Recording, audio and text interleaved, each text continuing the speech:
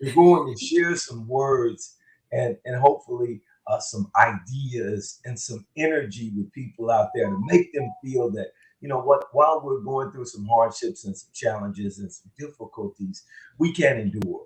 And we will be able to not only overcome and conquer, but we'll be able to inspire a future generation to aspire to even higher heights. So I just appreciate you so much, dear sister Jesse, for sharing your light tonight and doing all the great work that you're working on. So it's a privilege, pleasure, and honor to have you on the Conscious Mindset. Yes, it is an honor to be on Conscious and Mindset. Thank you so much. Thank I you so like how much, you said Seth. that. Like how you said that.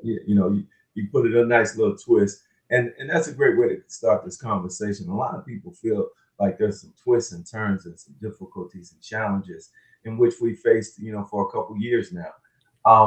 What would starting off, if you were building a relationship with a client or you were talking with someone, you wanted to encourage them, what would you get them to focus on?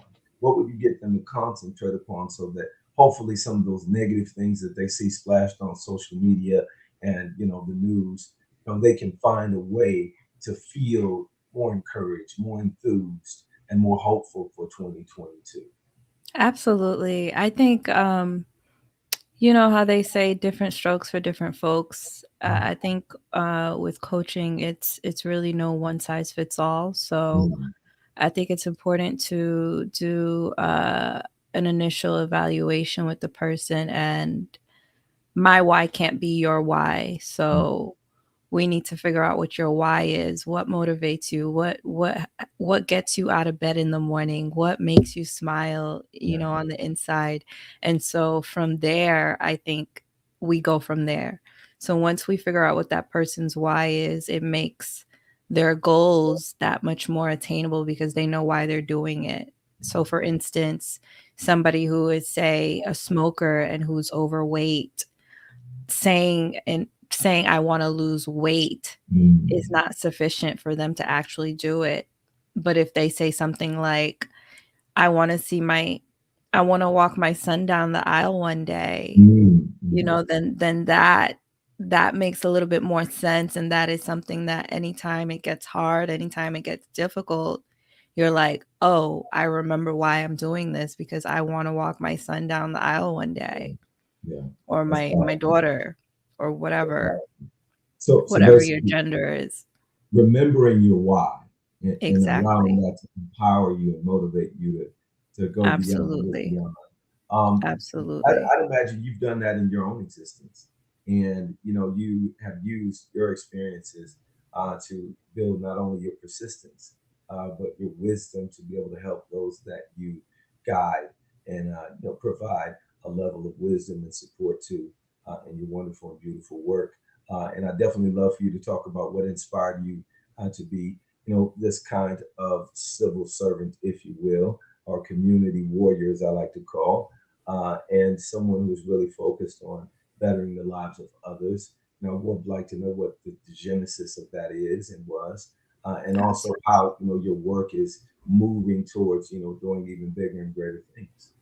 Yeah, absolutely. I love that question. I think people who tend to often get into the business of service are people who at one time needed service themselves. And so, I am somebody that, has been at the bottom of the bottom. And when you've been at the bottom, there's nowhere to go but up. And so my motivation was, wow, if I'm feeling like this, I can't be the only one. And so I think my reason for wanting to help other people is because I knew that there was more to life than just the rat race that we all go through. And so I wanted to be able to help others the way people have reached back and have helped me. So I think it's important. It is, and you just got me to think about like how you contextualize the struggles that we have to all go through, right, on some levels to get to where we want to be. And it's Absolutely. a process, and we have to trust that process.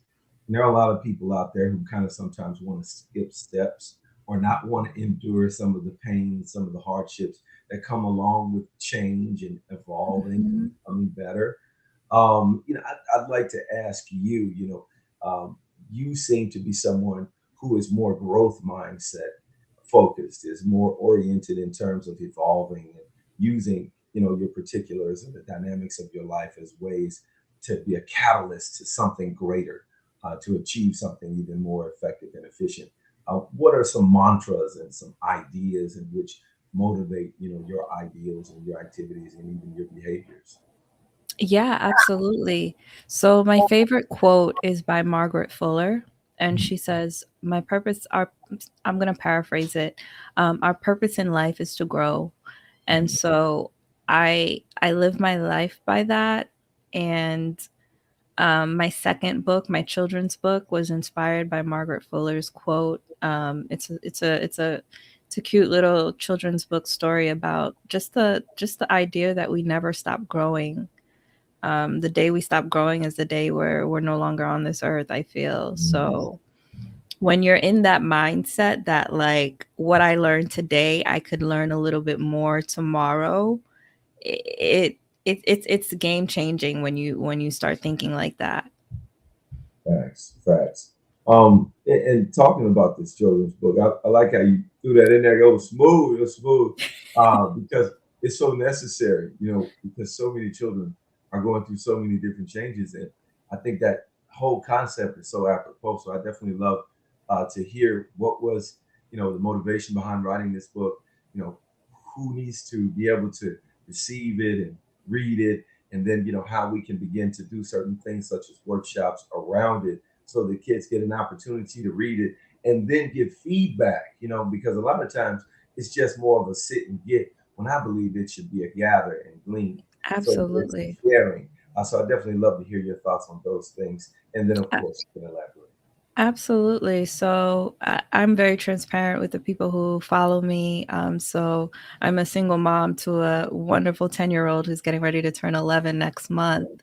So she was the inspiration for that story, just watching her grow and watching all the different phases of her growth from, sitting up to crawling to walking, to her mobility skills, to the amount of words in her vocabulary bank.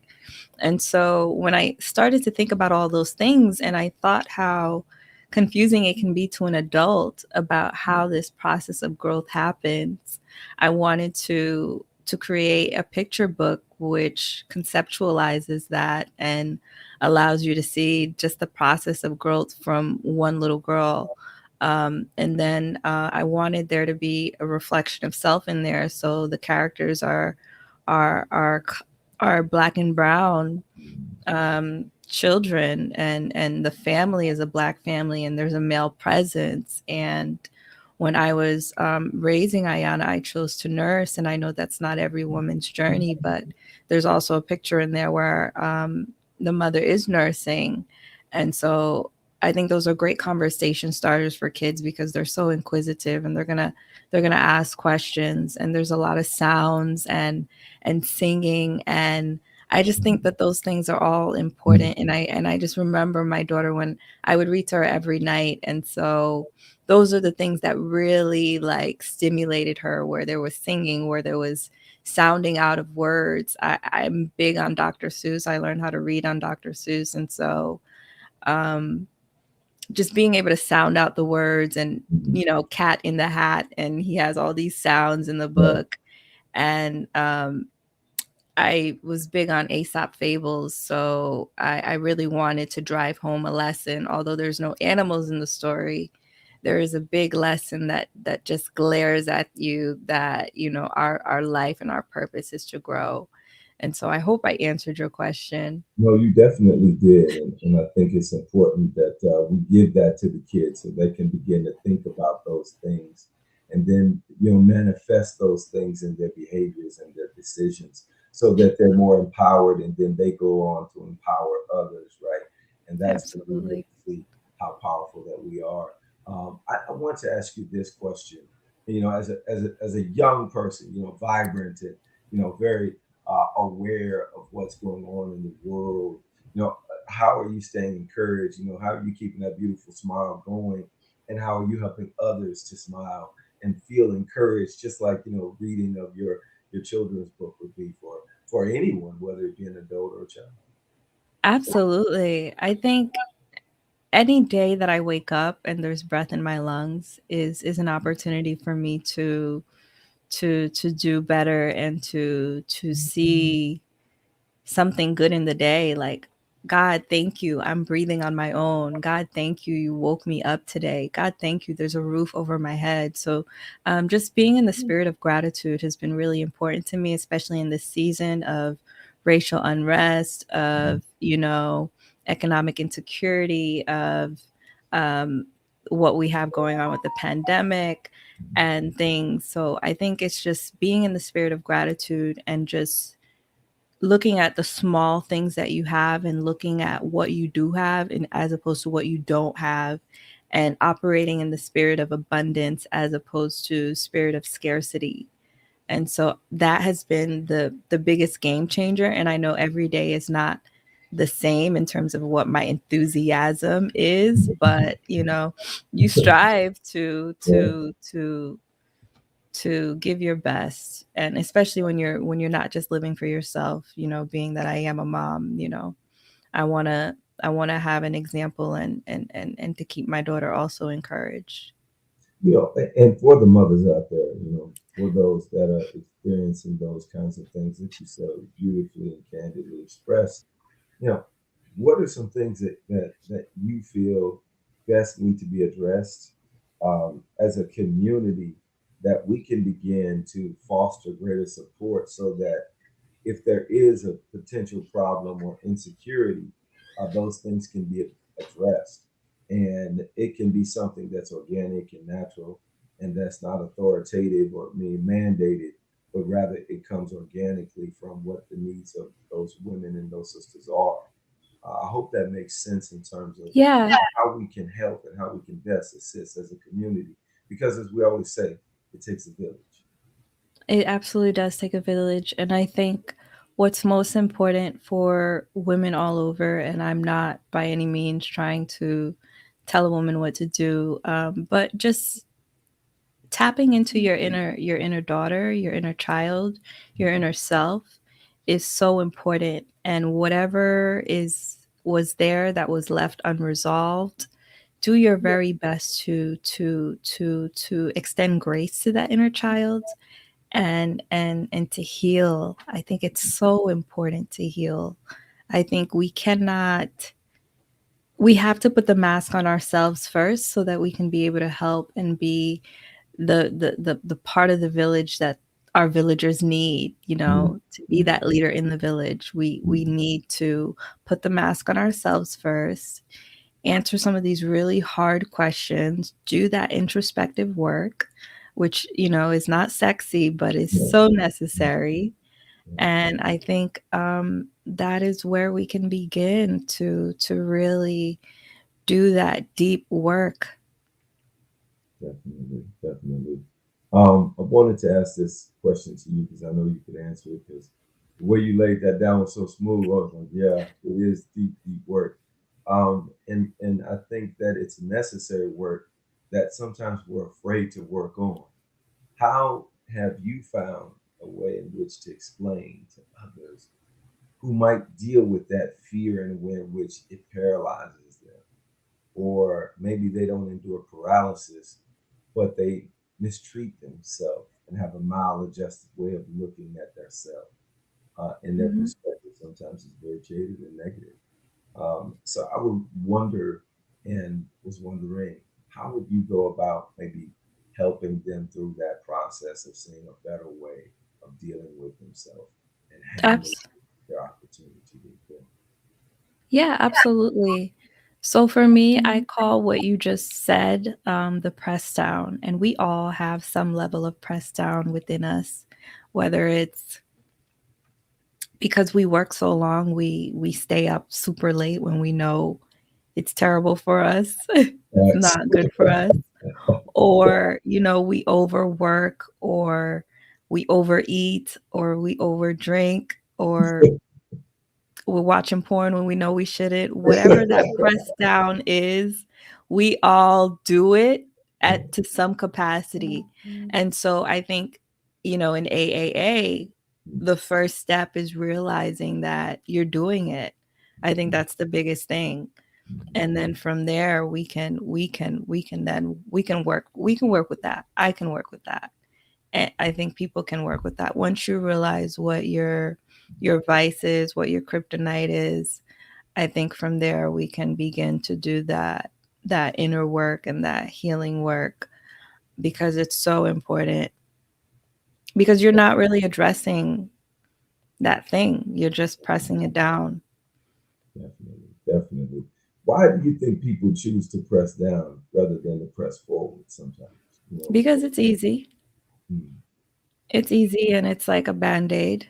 I mm, think a lot of how we address the world, and even in like medicine, we are simply just putting a band-aid as opposed to really really getting down to the root of the problems. It's economical to do that also. And I know I'm getting a little controversial, but oh, get there, get hey, there. Yeah, yeah, so yeah, cool. so it's Definitely, easy. definitely. I want to ask you this because you talk about meditation, things that we love on this particular program to talk about, and affirmations, and being able to understand that the difficulties that we face and the challenges that are in our face are really just ways to interface with the universe, and ways in which we can build and strengthen ourselves, so that we can formulate ways in which to vibrate higher and better and brighter and bring more abundance into our existence. So I love how you just put it. You put it so much better than I. So I'm gonna close my mouth and let you share what you want to with the audience. But I just want you to kind of break down, some of the things that you do, so that you are a phenomenal phenomenality, magnificent, magnificent. Oh, thank you. I receive all of Absolutely, those kind words. absolutely. Um, so explaining a little bit of what I do with meditation or in general, It's up to you. it's up to me. Okay. Absolutely. So I guess I'll start with what I do as a certified life coach. And I think a lot of people don't even really know what it is, even though it has Mm, been uh, in the demand, I would say, in the last mm, 10 mm. years. Right, right. So um, I think what's really important is a distinction between what life coaching is. I think when people ask me about it, I would say that I'm somebody that helps hold somebody accountable, but they must first understand that the accountability starts with themselves. Mm, And so my approach to coaching is I think it's really big for me to do active listening. So I listen without judgment. I listen to their words. I listen through their body language, and I reflect on those things. And I look at their nonverbal cues, because somebody could say that they're okay, but their body language is telling you that they're not okay. So being able to own in on those things has really helped set me apart from some other coaches. And respectful silence is mm, also very, very important. I think sometimes not saying anything is critically important and powerful, and being empathetic to people's needs and understanding that the emotions of other people. When I was an undergrad, I got a, a minor in sociology, and so that's the study of people. I think that was one of the things that really lended to how I ended up falling into life coaching years, decades later almost. I know I'm starting to show my age, but um and just understanding that, people fall in three categories in terms of when you are doing the work with them. People have three types of beliefs. mhm, They either believe that their beliefs are psychological, Okay. which is they feel like they're either lonely and they feel isolated from other people. So those beliefs are in their mind, right? It's not necessarily to say that it's true, but it's their belief, and so it's psychological. And the second belief is that it's global belief. So it's this belief that people are or life is. Life is unfair, right? Or people are snakes, you know? So those are those are some beliefs that come from global beliefs. Okay. And then there's convictions. We all have them, right? It's what sits at our core. It's what we stand for when we wake up in the morning. Like, I believe in Christ and I'm not wavering on that. So when you approach life coaching, you have to understand that people are coming in with these three different types of beliefs. Mhm. And so you try to go into the coaching understanding that. And then there goes that active listening again, and this the practicing that silence that is really, really important. And then lastly, what I want to say about life coaching is um, life coaching happens in 3 steps. And so the first is knowing who you are is the first step. The second step is knowing where or what you want to be. And then the third step is taking action towards those goals. So to set life coaching apart from, say, seeing a psychiatrist or a counselor, you're Mhm. not really taking the time to create an action plan with them. Like, what am I going to do to work towards those goals? It's either talk therapy or they're prescribing medicine and listening to you and doing active listening. But what sets all of those different things apart, which I think are all necessary to see all three of these people in your life, because life is hard, and sometimes you need a little bit of help to get through it. And so they help with the action steps. And so that's what I want to say. I really enjoy it. How I fell into it was my life was falling apart, but I always was that person in my friend's life that was the strong friend Mm. and the one that everybody came to. And so one day I was on the phone with one of my girlfriends and she was just like, "Why don't you look into life coaching? Like, I don't really know what it is, but you'd be great at it." And so I did my research, and then I got certified, and been taking on clients when I can. And I think it's really important as a life coach. There are going to be times where your life is going to be crumbling, and you have to understand ethically, is it appropriate for me to take on a client right now? Mm. So I think that's also important, understanding where you are in your own life and making sure that you're putting the mask on yourself first so that you can be able to help other people. You bring up something that I don't think a lot of people even discuss, and I love how eloquently you phrased it because it enables me to ask this question. You know, you bring up something that is so beautiful in terms of the ethics of being a life coach would mean that your life would have to be at least a certain juncture or position, or at least you have to be in a certain place and space to where you can be objective enough and aware enough to where you can give people sound information. So Absolutely.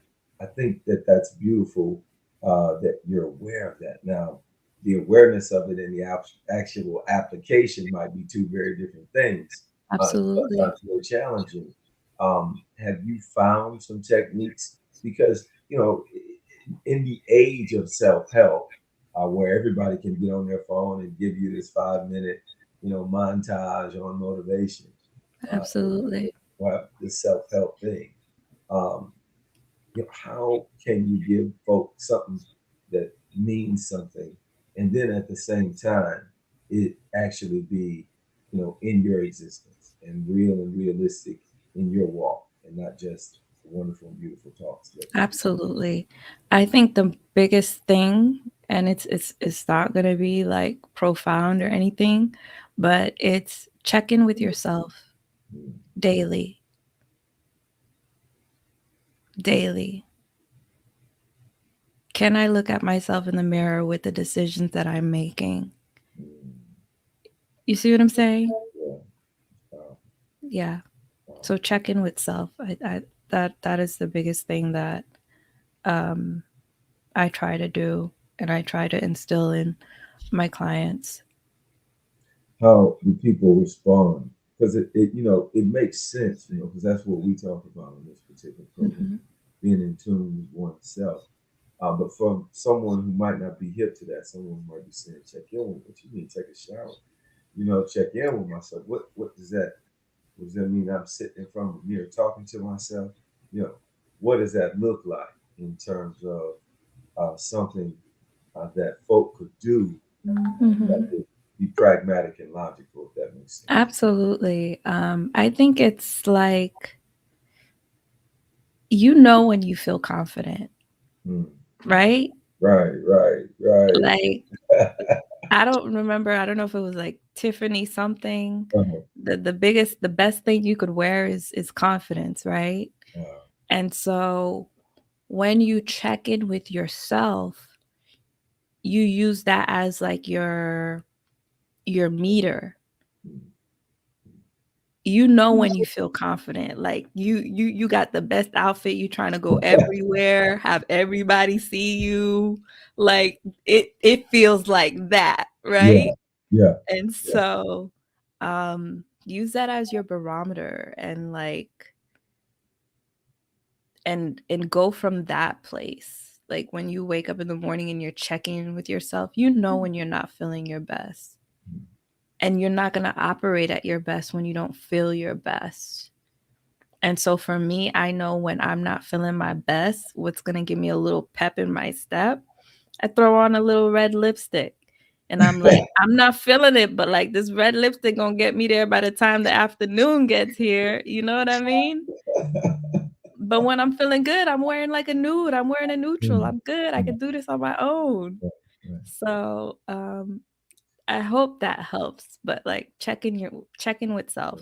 Just that's real. I definitely think that that's something that folk have to do.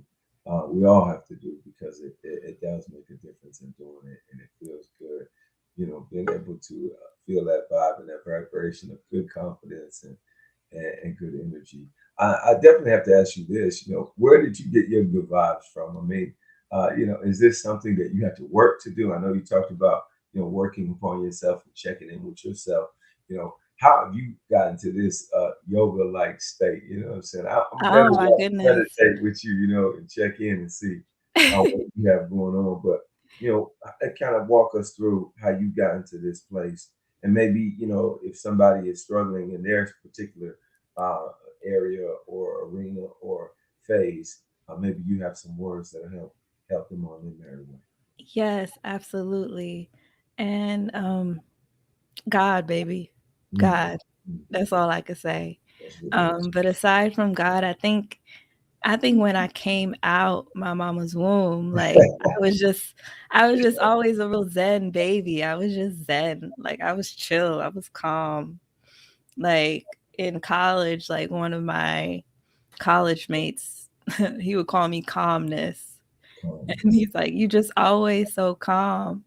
But the thing is, one of my other friends was like, "Jesse's the type of person like she'll cuss you out smiling and you won't even know like what's coming at you." So, yes, I'm calm, but I'm assertive, and I'm not just going to let anybody run up all over me. That's real. But I think I think it's God, and just I've just been this way. Like that's where I feel most natural, is just being calm and chill. Like that's my like baseline. No, that's dope. That's dope. How can people find out more about your calmness and all of the other greatness that you have to convey and say and display? Whether Absolutely. you're Absolutely. So you guys can reach out to me on at This Life I Live in Truth on Instagram. Also, you can Say send that me one more again. Say that one more again, because that is live. That's a live handle. right. Yeah. At This Life I Live in Truth. And so that's basically my brand also. Same with my website, www.thislifeilivintruth.com. And you can also reach me by phone if you want a free consult with the life coaching at 202-642-4076. Again, it's 202-642-4076. I don't know if it was poltergeist or the phone. It just kind of stopped. I don't know what happened. It was kind of Oh yeah, I like there was different. I don't know. It was my different. phone started going off and then I lost the number like in my mind. I was just like, this is my phone number, but I forgot it. Yeah, that's real. So I know you're in DC, or at least got a DC number. So run it back one more time, because we got people in Texas and Ghana and other areas that you Right. I'm run it sorry. back one more time. 202-642-4076. Dope, dope, dope. And before you go, let us know what you got working on next, and maybe a mantra or a motto that people can use tomorrow so that they can be a phenomenal phenomenality of magnificence like you. Absolutely. On the horizon is so many things. I'm getting ready to tomorrow actually. I'm teaching a master class on healing. So if you are interested in healing that inner child and making sure the toxicity is no more and you're really healing from the people in the surroundings that do not serve you, please tune into my masterclass. If you go to my Instagram at This Life I Live in Truth and click the link in my bio, you can register right there for the masterclass. And so it'll be tomorrow evening. I know you guys are Central Time, so Yeah. it will be 7 o'clock your time, 8 o'clock my time Eastern. So we are going to do this masterclass, and then from there, the hope is to teach a 8-week course on healing. So I'm excited about that. Wow, that's what's up. That's what's up. That is live right there. Yeah, and then of course we have the podcast. I'd love to have you on, said. Hey, So hey, hey, you know what? I'd be honored to be anywhere in your presence. You know what I'm saying? Because you calm me out. I'm so calm right now. You know what I'm saying? So I definitely would be honored to be in your presence. It's a good sister that I know that I definitely would love for her to tap in on your program and your show. But I wanted her to get an opportunity to share with you her thoughts on the wonderful and the great work that you're doing. So I'm gonna bring on this is Sister Ebony, aka Justice herself. Tap in with us. hi, Hey, Justice. Yeah. hey, how y'all doing? Y'all all right? Peace, I'm peace. well. How are That was you? good. That was I'm good. good. I'm good. I'm Yeah, definitely blessed tonight. yeah. I just Yes. wanted, Justice, share with her what you thought about, what Jesse's saying, and she pronounces it like we said, Jesse. Because some people probably out there thinking it's other. Nah, it's Jesse. So anyways, tell her what you thought when you heard what she had to say. No, I thought that was awesome. Like, we need more people like you, girls, specifically in like the times that we're in. Like, we need to promote more of this healing stance, specifically among African American women. You know what I'm saying? We out Absolutely. here, we get hurt on the daily, and we just talk to like keep it moving. So people definitely need to understand what it's like to go ahead, and it's okay to take a minute and heal themselves. So I commend you on the work that you're doing. I think that's dope. Like, continue it out, girl, because the reward is great, right? So what you're doing is so impactful to the world. So I just think it's dope. So I'm definitely gonna follow you after this for sure. Yeah, Yes. yeah, Yeah, yeah, yeah, Thank you yeah. so much, Justice. I Boom, receive all boom, your kind boom, words. boom. of Definitely. course, She's of course. somebody you definitely got to link up with and definitely got to build on that because she's a I dope. will, Justice. So, We'll definitely link so up. definitely, just say one more again how people can follow you, and we definitely got to have you back on the program very soon. Yes. So you can follow me at This Life I Live in Truth. And then also all of my contacts are on my website at www.thislifeiliveinTruth.com. Okay, and someone's asking, 'cause I don't want to mess up their name, and they're asking, what is the name of your show again? Oh, the podcast? Yeah, Jesse Belazaire, This Life I Live in Truth. gotcha. We try to Okay. keep it the same on all platforms. Hey, everything. Okay, I got you. It's all good. Well, definitely. Thank you for And tapping it's in, on sis. Apple, Yeah, Spotify, Stitcher, all those platforms. that's what's up. Well, we appreciate you, sis. And Yes. definitely you got to tap in again, okay? Yes, absolutely. Thank you so much for having me. Peace. Take care. All right, Take peace. care. Hey, what's up, man? Good? Yeah. Hey, Sid, how you doing tonight? You all right? I'm chilling. First of all, I want to say thank you for tapping in and coming on. And short notice and definitely out of confusion provided by me. But it is what it is. This is what we do. But I definitely want to let the people know how much of a phenomenal, awesome genius I think you are. And you got a dope poetry, and I would call it more like you're a poet, but at the same time, it's almost like a song. It's like a song, it's being written, like some Lionel Richie kind of bars, not the current Commodores, I'm talking back in the day, easy like Sunday morning. So this is the thing. I don't think a lot of people would imagine that when they look at you, they thinking you're about to say some old nice, uh, Jasmine Guy kind of stuff from different world. But when they see, boom, you got real soul, you got real content, and you got a real flavor, and people are wondering what your name is. You definitely gonna have to introduce yourself again. But All right. where does that come from? Where does that soul? Where does that expressiveness and that expression emanate from? So people can get a better understanding. Okay, and I get this misconception a whole lot. But what I would have to say is, like I said on my page, those who visit, poetry raised me in a sense where I never had a voice. So growing up, I never really expressed myself. And the only time that I knew how to express myself was when I wrote. And it's funny because I didn't even know I had a voice until one of my teachers, she gave us an assignment and we had to write about how we felt that day. And she said, put it in a poem. And I wrote, and I remember she was like, all right, so get up and everybody say your piece. And I said it, I remember the whole room went silent. And I must have been in like maybe 5th grade. And I was like, dang, I did something wrong. But in that moment, like she teared up and she was like, no, that was so good. And that was honestly and truly the first time that I ever heard my voice for real. We speak. I was speaking, but I was never speaking because I never expressed how I felt about things, because in my family, the dynamic was you just do as you're told. So you don't talk. You don't say how you feel. You don't. So I had a difficulty with that. So I started to write. And that's how, justice got born. Wow. It almost made me think of poetic justice. It's like, like.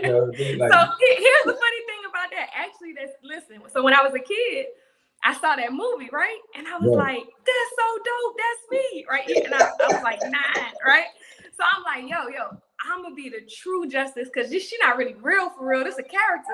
So exactly, that's actually where my name came from. Y'all don't tell nobody that. That's embarrassing. We'll keep that on the low. But you know what? That's just between us. Yeah, that's we're gonna keep that on. But you know what? I do want to say this because this is to show how beautiful that is. Like when first of all you can see how art imitates life and life imitates art, right? How there are correlations and connections. But to me, that also speaks to the power of poetry. How somebody's words can resonate with you and say, you know what, that's what I want to do, or that's what I'm doing, or that's what I'm going to do. You know what I'm saying? So that, that's beautiful. People are wondering how they can reach out to you already now. So let people know, how your handle and all that kind of stuff, so folks can reach out to you because they in the comments saying, you know, her name, her page, her name, her page, her name, her page. So, you know, we know it's justice, but you know, let us know how, you know, folk can tap in and find out even more. So you can find me on Instagram at TrueJustice123. You can that's my handle on Instagram. If you want to go ahead and check out my webpage and some of my work, you can go to www.poetrywithapurpose.org. That's dope. That's dope. Now I wanted to ask this question about poetry. About poetry. I want to ask this question. You can hear me, right? Okay, just making sure. You know, what is poetry? Because there's numerous debates, interesting conversations, and there's always new perspectives and a difference of opinion, if you will. So from your perspective, you know, what would you define as poetry, and what is the poetry that most motivates you to be a poet, and how do you want people to receive your poetry? Okay. Shoot, that's a great question because poetry is everything to me. It's been my lifeline. But if I had to put it in a definition, I would say poetry is probably the most beautiful way, the most best way that you can express yourself or take somebody to a different experience. Right. So every time somebody gives up to say a poem, I never, you know, there's some people out there be like, oh, that was good, or that was bad. It's never that for me. It's like, take me where you are. Teach me where you were at that moment when this happened. Tell me how you felt. You got cheated on. Damn, how was that feeling for you? You know what I'm saying? So it's more for me. It's I'm drawn to people that get up there and you took me somewhere. Dang, I was right there and I was standing with your dad when he walked out, like at that moment, you know. So that's why a lot of my poetry is of real content, real life situations, real life things that we go through in reality, you know, minus the fluff, minus just real life. And I hope to share my experiences with other people, as well as when I'm listening to other people, man, take me there. That's always in my mind, like, take me where you at. And I think that's what poetry is, taking me where you are, you know, take me to that experience, take me to that heartbreak. I want to feel it and maybe learn something out of it too. So, yeah. Now, you know, a lot of people don't want to go there, though, you know, because it seems like it's painful. And you have a very interesting way of analyzing, viewing, understanding, expressing, and helping miscreants like myself better understand pain, better understand maybe even pain's purpose and the promise that pain could potentially provide if we get our mind right, if that makes sense. Correct.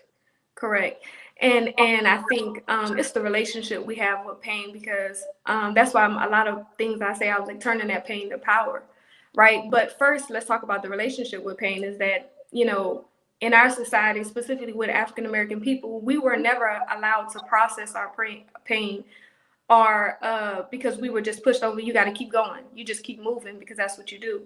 But what I've learned is when you allow pain, think of pain as a person. Every time pain comes to visit, if you understand that that pain comes with a lesson that you can learn, that's going to elevate you, that's going to grow you if you allow it, you'll change your relationship to pain and you'll no longer push it away or try not to feel it. So it's now what I'm saying to everybody out there listening. Am I saying is it a joyful thing? No, it's not. Right? It hurts crazy. I'm in it right now. Right? It hurts. It don't feel good. Right? It don't feel good. But when you're sitting right there, and I want you to sit down with that pain, and I want you to say to yourself, pain, what are you here to teach me? You know, what cycles am I repeating? What am I still doing that's no longer serving me? And if that's no longer serving me, then pain obviously came to take it away. I try to encourage you to let that thing go. You know, so that's what it's about. So a lot of my poetry, I'm talking about pain, but I'm talking about pain to push people to understand that your relationship with pain has to change. You have to understand that pain is just meaning you might be going the wrong way. You know what I'm saying? You might just need to turn around. You know what I'm saying? Or sometimes not even that. I'm just here to help grow you. I'm here to pull something out of you that no longer makes you comfortable. But being uncomfortable is okay. You know, so that's pretty much it. You hit a line. I mean, you had a bunch of jewels in there, but you hit me with that one line is, you know, pain, what are you here to teach me? You know, if we can look at it that way, then it becomes something that's a moment of introspection and reflection, and then greater contemplation, so that we can become better at applying the information, and the execution of that information can be more proficient, right? So Yeah. hopefully we can get better results, and more beans in the kitchen. You know what I'm saying? So whatever it is what it is. We got to keep winning. I want you to Yeah. ask you this though, because I think I got to give you your proper justice. Um, you know, is it difficult being a sister in these spaces? Because a lot of times people look at you and they're saying, okay, what is she talking about? She need to be talking about going in the kitchen, or her nails, or you know what I'm saying? Mhm. Something that is more accustomed or assumed as a Mhm. stereotype of what a young Black woman does. You know what I'm saying? Is efficient and professional and all of those kinds of things. So Mhm. you have difficulty, dealing with folk and getting them to understand that, nah, you better respect my mind and put some respect on my name as well. Definitely. And I've actually felt that most when I would go to different like open mics, right? And it's so interesting because I actually would feel that a lot from like men poets, because they think, what you about to get up there and talk about? What you got to talk about? Like, and that was all the energy that was always in the room. You know what I'm saying? Because they look at you and they make these preconceived notions of what I'm about to get up there and say. You know what I'm saying? Right, Oh, right. she about to talk about, oh, how sad she is, the feathers, the air blowing, like something crazy. And I'm coming up there with, nah, let me teach you something. Sit down for a minute. You know what I'm saying? Yeah, so yeah. it is, you know what I'm saying? Like, it's just the reality of what it's like when people prejudge you just based Mhm. on how you look. You know what I'm saying? So it's Right. I mean, it's a fight. Being a Black woman in America is a fight in itself. But Yeah. yeah, Yeah. so That it's sound definitely. that sound like a poem in it itself, fighting itself. And that's dope, and when you said that, like, I think that those are the conversations that we need to have, because many people be like, why are women not doing this? Or, well, this woman did this. And we don't understand the struggles that she had to go through to get to that position. And then how many sisters could have been in that position had the position been more open, or there been a greater opportunity and quantity, so that others could have showcased their abilities and talents. I think all of those things are conversations that we have to have, and we have to Yes. communicate it in ways in which are real and genuine. And then those thoughts and that experience needs to translate into actual behaviors, and systems have to change. Yes. The thing that I wanted to ask you is that you said you wanted to feel something when you talked about hearing that poem, right? Mm-hmm. Um, Mm-hmm. why do you think the poems that we hear today, or are the poems that we hear today, are they really conveying the feeling of right now? And if they are, tell me why. And if they are not, then what must a poem right now, in the here and now, convey to best display and express what we're feeling, or what potentially could be happening Mm-hmm. right now in our world? Okay, so I think the issue has become, because I think a lot of times they don't. For me personally in my art, I think what happens is a lot of people go too far in trying to impress the crowd. Nah, that's not why we're here. I think if you knock that off, you got half of the battle. It's Mm. not about impressing the crowd. Never when I wrote a poem do I think, what is this going to do for the crowd? No, no, no. Remember, you're taking me somewhere. So I think if an artist comes from the standpoint of, I'm just sharing with you a piece of myself. When I leave this stage, my presence is still going to be on your heart. If they take it and they look at it like that, rather than trying to lyrically put so many things together so I can impress you, I think it's natural that the true feeling, our authentic feelings will flow throughout the piece. Because now I'm authentically coming from an authentic place. It's not to win over anything. It's not to, and this is why, even though I've never lost the poetry battle, the ones that I entered. What? True. Right? Never What? lost. But here's the thing. Here's the key. I stopped competing, and I've been competing since I was 9. I stopped competing, and the only reason that I stopped competing was one thing. The reason that I stopped competing because I felt like it takes the beauty out of the art. I'm not here to compete with Sarah, who's talking about her mom. Matter of fact, the fact that she's talking about her mom who had cancer is touching me. Please pick her over me. You know what I'm saying? Like, so the thing is, when you can't compete that. It's something, and true poets understand that, and that's why most real poets, the realest poets that I actually love, they ain't on that. Ain't nobody trying to compete because they understand the depths of what poetry really is and how healing it can be, how freeing it can be. So I prefer to take that approach. And I think if more poets would take that approach, I would feel more when a poet goes up and reads. Yeah. Wow. You mentioned poetry being healing. Break that down. Talk about whether it be holistic, whether it be, psychological, whether it be physiological. Just talk about, how that healing that poetry has provided, maybe even from your own perspective. And then also how it can be used as a tool of therapeutic or at the very least, very cathartic for those who might be suffering from some difficulties and challenges over this season and, some of the occurrences that have happened lately. Oh, definitely. Poetry is so healing because it provides you with a space when there's nobody judging you, right? It's just you, that pen and that paper and your thoughts. And sometimes it's so amazing because when I go to write a poem, sometimes I don't even know I'm about to create, right? So at that moment, you are literally a creator of your entire experience. You're a creator of how your life is kind of moving on paper. You know what I'm saying? So the beauty in that is I can write a poem and when I'm writing it, I'm realizing things about myself that I didn't even know before. So I'm like, dang, I really do feel that way. And after I read the poem, I'm like, dang, that's me for real. Like, and then I can reflect on it. You know what I'm saying? And I'll be like, man, that's deep. So it's almost as if you're having a relationship with yourself. You know what I'm saying? And having that connection. So if anything, it provides connection to who you are in the deepest parts of yourself. We have an outer body, but there's an inner man too.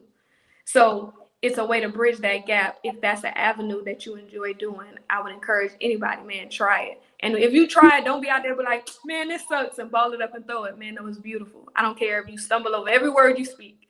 Just do it. You know what I'm saying? It's going to be rewarding. I wanted to ask you, in terms of poetry and how it has been an aid and a benefit for so many. You got a great program that you're doing, and you definitely are going to continue to keep shining light on it, so that not only can we bring it to light, but it can enlighten so many generations that are here to come. So I think that it's a beautiful thing for you to first of all be able to share it, and we'd love to hear it. Because we think that it would be something that will be not only beneficial for folk to hear, but even more effective if they concentrate on helping and supporting it grow. Okay. Awesome. So, what I'm currently working on right now is getting community partnerships within the area. I am in Louisiana at the moment. Countryest place ever, y'all. Anyway, I am in the country of Louisiana, right? Population 2 people. No, but I'm in the country right now. So what I'm actually working on is fundraising for an after-school program that would teach trauma to children through the use of poetry, rap, art, whatever you got. And in doing so, how I'm raising money for that is putting on one-woman shows. So that would consist of me, and in the one-woman shows, I'm displaying different traumas and how they affect you ongoing in your life. So that's as far as the projects I'm working on right now, getting people to really, really hone in on and take back control of their mental health. So, yep, that's why it's poetry with purpose. So it's kind of my thing. That's live. That's live. I definitely want to let more people know about that and get more support, more interest, more investment into those wonderful and beautiful works, because we know that it'll work and it'll definitely make a difference in the lives of so many. Poetry with a purpose, right? So I would imagine that you would have a poem or something that you could share, because you came on here, you talked about poetry, and said all these deep things about poems and all this kind of stuff. So it was right on time. It's like perfect. I mean, snap. Oh, before we get to that, I have to ask this question, because a lot of people don't know about, snapping and really the vibe and vibration. I think a lot more people would get involved in poetry if they really understood the dynamic, because a lot of times they just think it's, sitting in a dark room listening to someone talk. It's like, why would that be interesting? But can you kind of break down like why it's a vibe, why you gotta be Oh man, it's a whole vibe, y'all. Like, I haven't been to too many here, but if you go to like a poetry spot, it's more of a that's why I love when I go into a space and it's an intimate setting where like the people are close and it's not a lot of people, because like I said, it goes back to that sharing experience. You can feel the energy from the person on the stage, right? And it's like, I love that moment before you start speaking, and it's that dead silence where everybody's just paying attention to your experience. So it's an exchange, if I could say anything else. And I think to experience that exchange, so when you go to a poetry night, don't just go and sit there and be like, oh, that was good. Oh, that wasn't good. You know what I'm saying? No, don't go there like that, y'all. But I assure you, I want you to just go there and be present. Why not? Before you go into the deep part, why don't just go there? That was good. That was good. No, because people be doing that, and I'll be like, "Come on, dog." Man, that was great. Come on, man. That girl tried, man. Yeah, right there. That was good. That was really good. People do that. Boy good. Like, yeah. Yeah, good. You know what I'm saying? People do that. They do that. Yeah. So I don't want people to think that like we down talking. You know what I mean? Because it's I think, and the reason why I just want to take a second to break this down, because I know you can, but I think it's important because it's not like coming across like on no elitism level, because a lot of people who don't vibe with it on that natural vibration of higher like sophistication, or what would be perceived as that, can sometimes feel as if they're being downtrodden or down talked or roasted because they don't get it like that, or they don't process it or express it that way. And it's not that, you know what I'm saying? And I think that's important to make clear. So that's why I just wanted to make sure, you know what I'm saying, we laid that out real smooth so everybody can understand what you're really going into and how deep and profound what you're saying is. Yes, and I think that's a beautiful point that you brought up, said, because it's not about that. If that person is get up there, they're sharing with you, give them that respect, give them that space to take. I don't care if they stumble over every word. You ain't up there.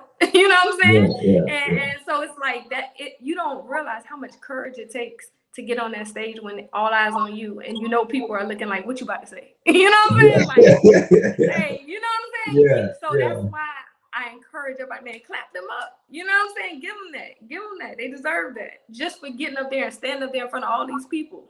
That's big. Right. So, yeah. I think, but I don't want people to get lost in the sauce in understanding that, there is a real art to this and a science in that art, and it's real meaning, so that, when they hear those words, when they feel that vibration, they're not like confused. They're not like thinking that, somehow that there's just somebody just finding rhymes, like, time, dime, line. No, there's a real artistry to it. Oh, yeah. And that artistry is expressed. And you've done it, you break it down, you make it plain. But you talked about the power of it. And I just want to go back before we move on, into why it's so powerful and how so many movements, whether it be the civil rights movement, whether it be women's lib movement, have utilized poems. Even Muhammad Ali was very gifted with the art of gab and using poetry and sonnets and things of that nature. So just definitely like for you to tap in and break that down for a moment. Yes, I think it's just like poetry has been a thing for years, and it's crazy because when I was in school, they would always talk about like Shakespeare and all these white men that I ain't, you know what I'm saying, that I ain't really know too much about. But if you think about it, if you go back to slavery times, they was using, they used songs, but before there was songs, there was poems that they also created, and then they sung them. You know what I'm saying? So, and that's how people learn their way to escape and get out. So poetry has been a thing since ancient times, right? And it's been a thing that it was used a lot to create emotion and feeling, you know what I'm saying, to connect with emotion and feeling. So it's definitely, it's a beautiful and ancient thing in actuality. So, and like you said before, it is a skill, is it an art? And in most senses, it's a gift, right? It's a gift to those that are willing to take that gift and use it for something positive, right? Just like many of these rappers, like a lot of these rappers that's out here, they're poets. Now, are they necessarily using their skill to uplift, to empower? No. You know what I'm saying? But they're gifted with that skill. And it's a thing that is really gifted among melanated people. Melanated people, we're good with rhythm, we're good with rhyme. That's just in our blood. You know what I'm saying? So I think it just flows through us like that. Facts. You talk about your book because Right. you definitely got to get people to familiarize themselves with your work so that they can, that they can do what they need to do, so they can get into the rhythm of your poetry with. So my book is called The Book That Told on Me, right? And it's on Amazon. You can find it on Amazon, or you can go to my page and hit me in the DMs, and I got you. But basically, the book tells a story. So it's a story of poems, and it tells a story of a girl from a very young age all the way until she grows up, and how unresolved trauma will affect every area of your life.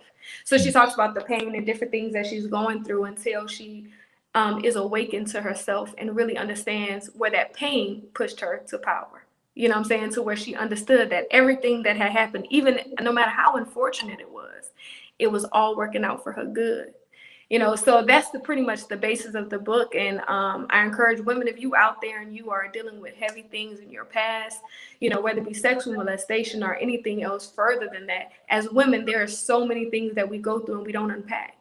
So really, this is a book of unpacking and encouraging you to unpack and reclaim that power that's been inside you from the very beginning. So. Wow, that's deep. That's deep, my sister. How was the writing process? Was that very painful, or was that therapeutic? Was it cathartic? You know what? It was the book wrote itself. When I tell everybody that, they be like, "What?" No, my book literally wrote itself. Like I took the poems that I wrote over the years of my evolution and put it in a book. You know what I'm saying? So that book in itself was like 10 years of my life that I just synchronized and put in a book. So it wrote itself. No, it was actually very therapeutic.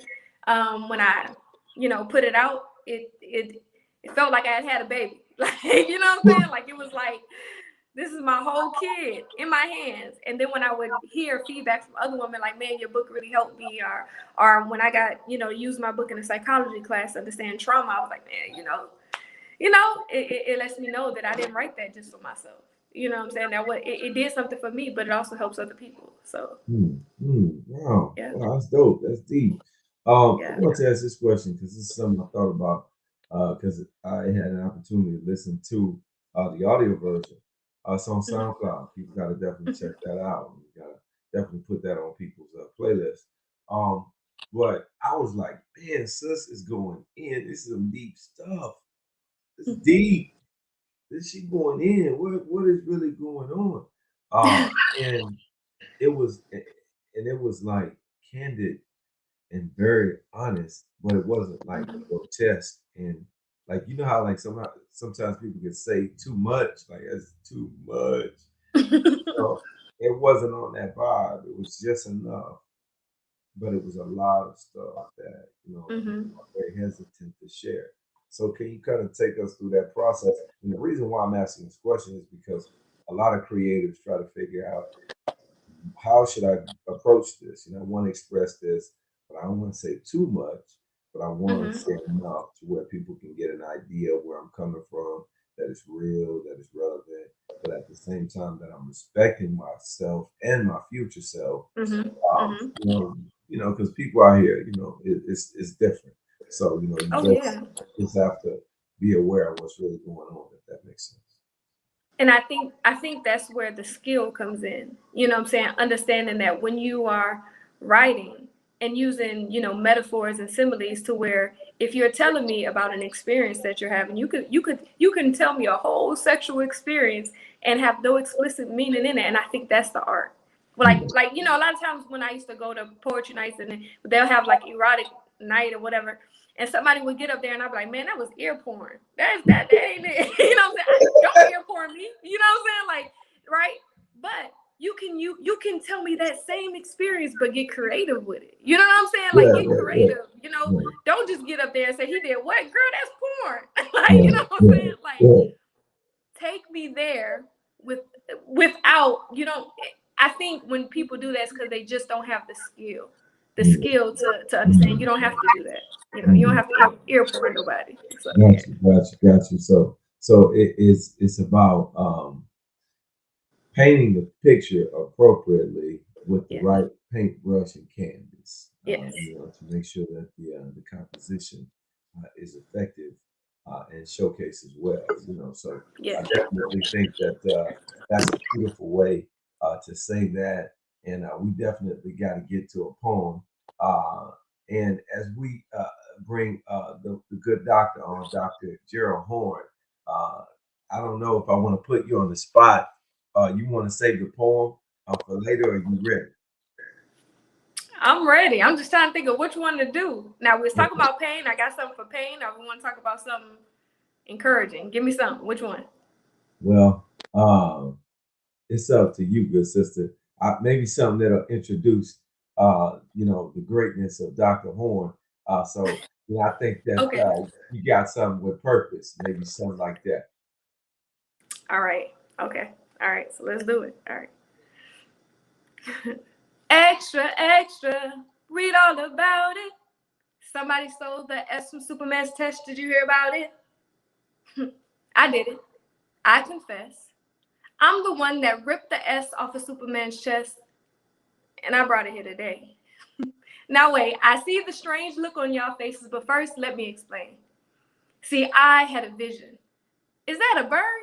Is that a plane? No, it's my grandmother, flying by with the speed of light, just trying to make it to the bus stop. 4 children following behind her, all carrying a pail of meat and rice that was scraped from the bottom of the pot, but each having more than enough to leave her hungry, yet satisfied that her children had something to eat. And it's amazing how her body defeated sleep and she succeeded to 2 jobs that antagonized her feet. She was super. I mean, like, supernatural. Even when she was attacked by single parenthood, domestic violence, thrown her down to the gravel, but with a prayer cloth and a Bible, she won every battle, fought many that were not even of her own. And see, my grandmother never needed a telephone booth to change because she knew that change started at home. And that's why she had this X-ray vision for family division, an out-of-text intellect to help you make any needed decision. And she could transform and be anyone you needed on any given day. And I don't know about y'all, but I ain't never seen Superman act this way, now or then. My grandmother's only disguise was that she was a woman in a world that says men are heroes and women just need to be saved. Well, I'm here to let you know today, it didn't matter how much kryptonite got thrown my grandmother's way. She would defeat it and beat it and turn around and teach her enemies how to pray. She was super. I mean, like, supernatural.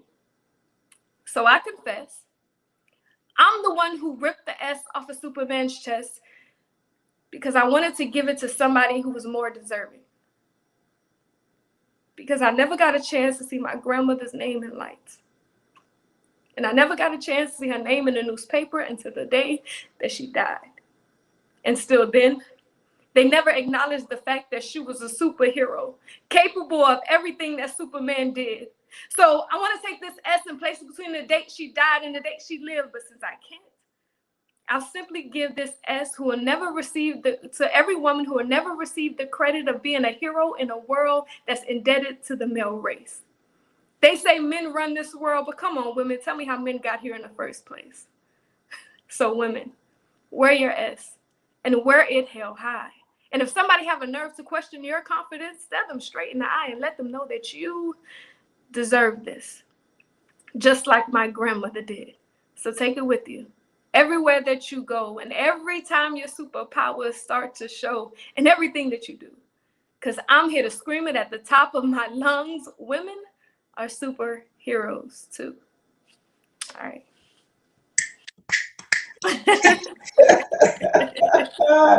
Already, that's beautiful. That is definitely beautiful. And I want to bring, as I bring Dr. Horne on, let people know how they can find out more information about you and the great things you're doing. All right. Well, you can go ahead and reach me at Instagram, TrueJustice123, or you can check out my webpage at www.poetrywithpurpose.org. Absolutely. Hey, Dr. Horne, how you doing this wonderful and beautiful evening? Hey, it's all good. What about you? Hey, man, all is well. I heard you. I know you had an opportunity to hear Sister Justice. What did you think of her poetry? I love your opinion. And hey, I'm ready to sign her up right now. Okay. Yes, sir. And I hope you're well. You're looking very relaxed, and I love it. I love the GQ. And I was telling Sister Justice about you are the preeminent. You're the creme de la creme, and the thing that I think that people don't know about you is that you're so humble, and it's quite evident.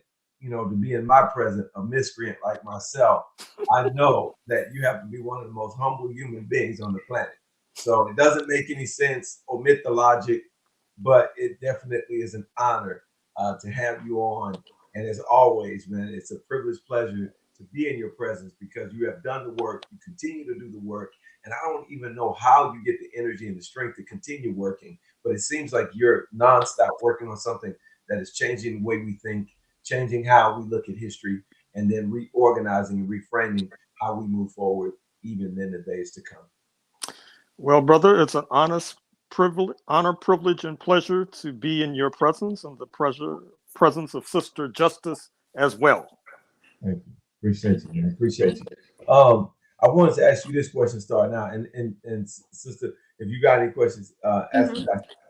Last time we talked about how 1776 emanated from this imperialist and colonial settlers and all of these things ultimately led to a slave-based culture and society and infrastructure, and how the things that happened in Britain affected the entire ecosystem in the West and the way in which the United States operated, and all of that, as you synthesized so beautifully in your work, emanated from what happened in the Haitian Revolution of 1804, and the great work of those individuals, freedom fighters and liberators who still don't get their justice, as the country doesn't still today, as we see some of the major things that are occurring from the hurricanes and then even COVID-19 and other things that are transpiring even in the weather today. So that's definitely an issue of climate change, as we've seen in Kentucky. But all of that saying, I wanted to, first of all, get into, where are you mentally in terms of what are you focusing in on? I know we're going to talk about Russia. I know we're talking about other things that are going on, but where is the intent and the focus that you're really keening in and locking in on, and hopefully going to be able to share with us so we can get a better focus and understanding what's happening? Since we're speaking, I assume, from Texas, I probably should mention that by the end of next week, that is to say the end of the year, I'll have the first draft of this book, The Counter-Revolution of 1836, Texas Slavery, Jim Crow, and the Rise of U.S. Fascism. So just like the United States helps to drive the world to the right with its wars and all the rest, Texas helps to drive the United States to the right, as you see with regard to voter suppression, as you see with regard to these demagogic attacks on so-called critical race theory, which is little more than an effort to prevent the true story of enslavement of Africans and dispossession of the indigenous population from being taught in the classroom.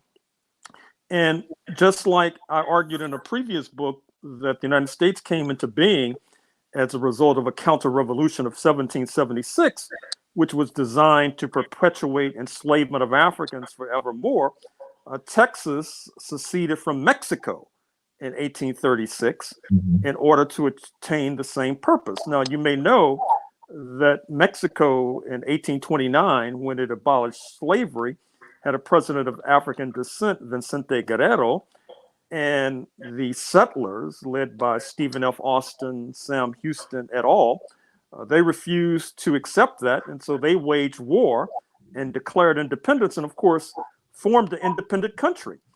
But unlike the United States of America, Texas was not able to stand up to the pressure because times had changed.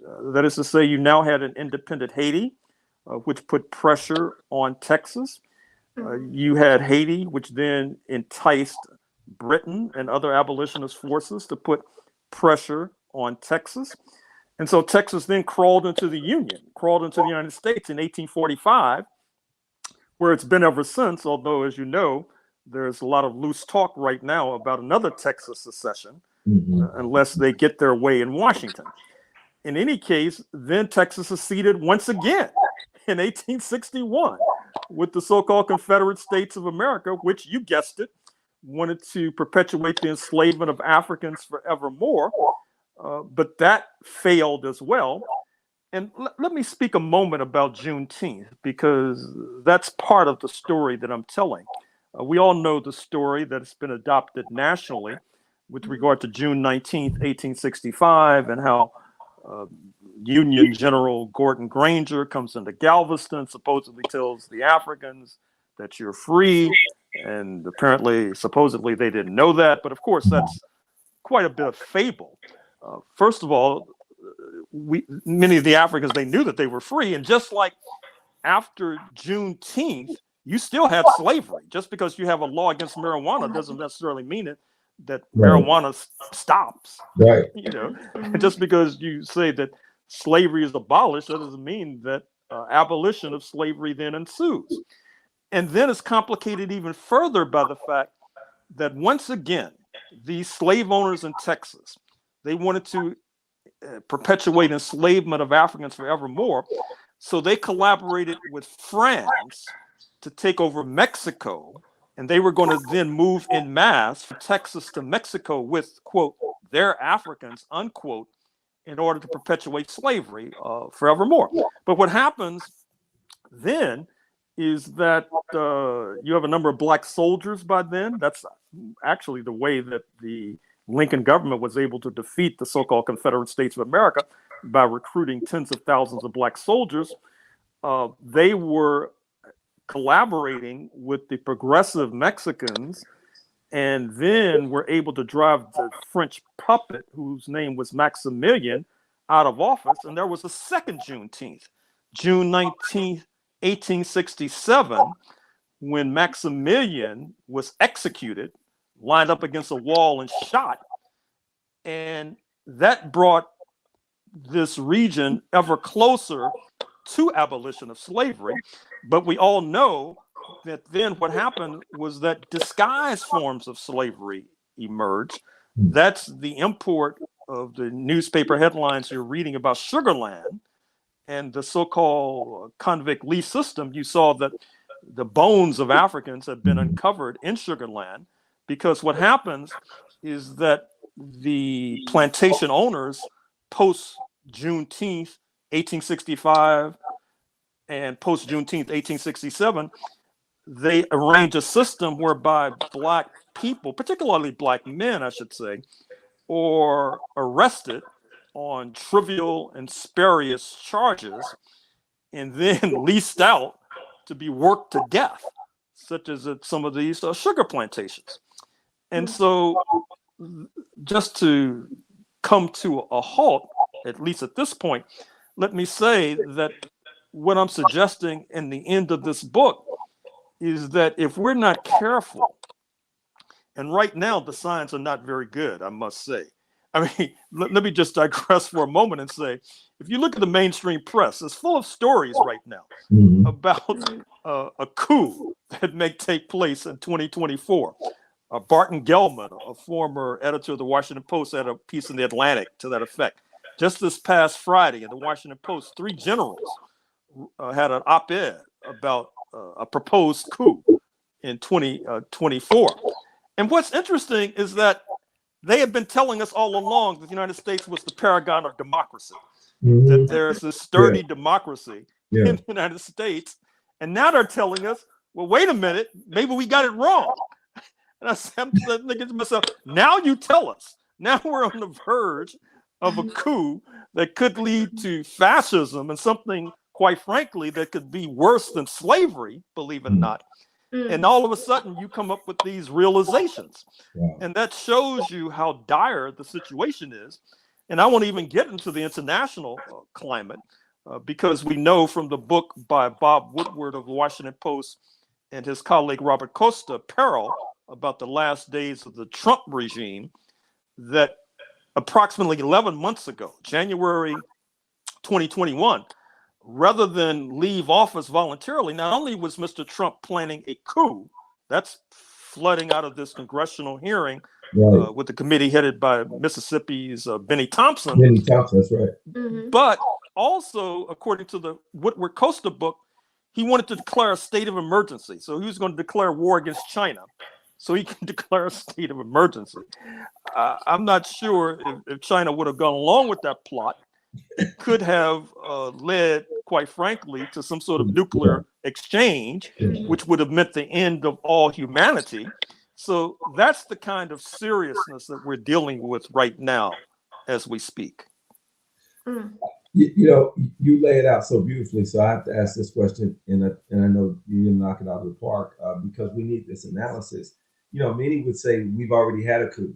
You know, that this coup that happened on January 6th was already pre-orchestrated. And from Mark Meadows, who is being, you know, asked to go into and speak to the congressional body, who is now, you know, will probably be subpoenaed, and he'll have charges brought up against him, Stephen O'Bannon, who has, you know, already been held in contempt, if I'm not mistaken.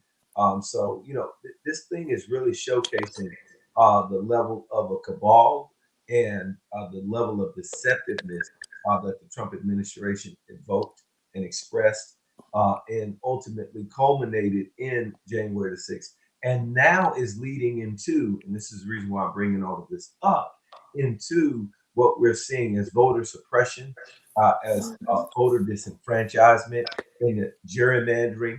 The Georgia legislator, state legislator, and the Texas legislator has done a masterful job of taking away the rights, of disenfranchising from the ability of those to exercise one of the most sacred aspects of democracy, what you were just talking about, democracy being in peril.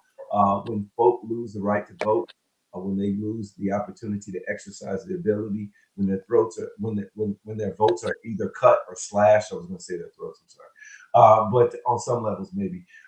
Unfortunately, their votes are being cast away.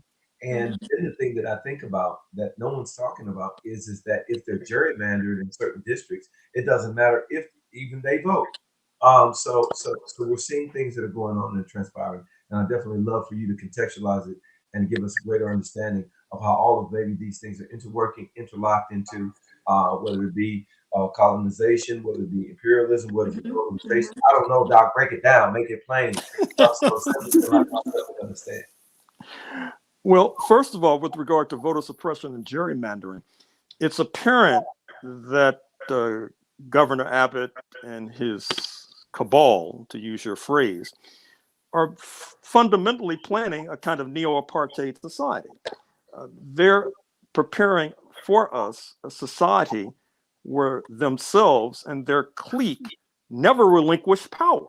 There will be no such things as legitimate elections because of voter suppression, because of gerrymandering, and ultimately, as January 6th suggests, and as Kyle Rittenhouse also suggests, because of thuggery and vigilantism, for example, to enforce their dictate through an iron fist and ultimately through a barrel of a gun.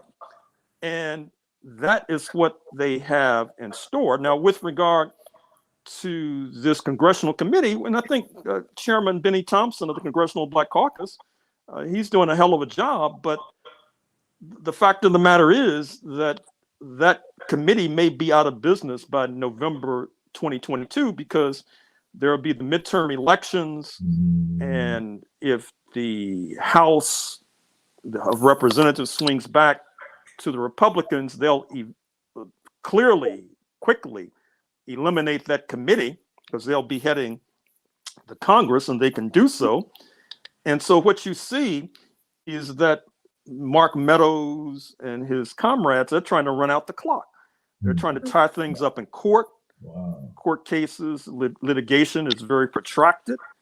And so all they have to do is get to November 2022, or more precisely, January 2023, when there's the official change, and they figure that they're home free. And then we had another setback today when Senator Joe Manchin of West Virginia just announced that he's not going to support the Build Back Better program, which would provide more aid to families in poverty, more aid for childcare, more aid for education, more aid for climate change. I see you made reference to this freaky deaky weather that we're all enduring nowadays, that had devastating consequence in Kentucky just a few days ago, in Mayfield, Kentucky, to be precise. And that ditching of the Build Back Better program, if he doesn't change his mind, is going to suppress turnout further, you see. And I don't want to sound like a pessimist or a sort of a person who's bringing gloom and doom, but on the other hand, I do feel that people need to know what we're up against, because it's a very serious and dire situation that we're facing. And I haven't even touched upon, of course, the ditching of the George Floyd bill, which was seeking to reform police practices to curb the kind of routinized terror that led to the killing of George Floyd and Sandra Bland and Philando Castile and Eric Garner and Trayvon Martin and others too numerous to mention. And so the situation is very dire. Now, I guess I probably should try to bring up some rays of sunshine. And the problem there, to bring up another problem, is that a lot of the rays of sunshine are coming from abroad. I mean, for example, with regard to reparations, the Caribbean nations, particularly Barbados, in Jamaica, are moving full speed ahead. And I think that ultimately they'll have ramifications and repercussions here in the United States of America. There have been some very important meetings that the Caribbean nations have been having. They had a summit with the African Union just a few months ago, which was very important. Unfortunately, there were none of representatives or leaders from our community that were there. But ultimately, I think we'll catch up with that. And I think that that's part of the process of turning this situation around, because historically, we've been able to make progress to the extent that we've internationalized our plight. The great abolitionist Frederick Douglass in the 19th century, the good news is that he spent a lot of time overseas campaigning against slavery. Now, the bad news is that after slavery, he stopped going overseas so much. And if he did, he often did it on behalf of the United States of America, which didn't do us that much good. Likewise, I think that if you talk about the retreat of U.S. apartheid, Jim Crow, in Texas and elsewhere about a half century ago, a lot of that had to do with African nations coming to independence, Caribbean nations coming to independence. The United States wants to appeal to these nations having difficulty doing so. As long as Jim Crow is visited upon people of African descent here, that creates a dynamic where Jim Crow begins to retreat. And so we really need to think more closely and carefully how we can mount an international campaign against what's going on in this country. And fortunately, there have been a number of United Nations investigations of these horrific practices here in the United States. Some of these investigations have involved leaders of our community, which is good news. You see that the family of George Floyd, they've been campaigning at the Human Rights Council in Geneva, Switzerland. So has the family of Michael Brown, the slain teenager in Ferguson, Missouri from a few years ago. So these are all positive strands and developments. So right now there's a race between those latter factors that I just outlined, involving the family of George Floyd, the United Nations, et cetera, and then Governor Abbott and his cabal, who are on the fast track to trying to construct neo-apartheid, not only in Texas, but throughout the United States. Right. Mm. Right. I definitely concur. And before Justice, ask her question, I did want to ask this follow-up in terms of, the voting and also the agenda. The Biden administration has suffered a major, massive blow today. And not only has the Biden administration suffered a major blow, the agendas that many of the progressives, many of those who wanted a change from the Trump regime, and some would say dictatorship or authoritarianism, at the very least, they thought that this would be something as a difference and offer new opportunities and new abilities to be able to meet the needs of the people. But what they're seeing is a rise in prices. Inflation has soared. Some say, 6.8%, 2.6% based on what the Fed is saying, and other things out there are tabulating. And then they're seeing, not only a rise in prices, but they're seeing a rise in homicides and other things that are transpiring in our communities and making many people feel more unsafe. And I know you're not, political scientists, even though you are to some degree, in my opinion. But I would imagine that Biden administration right now is going through some major and serious conversations of controversy and great peril if they don't answer the right, solution or bring the right objective to the table.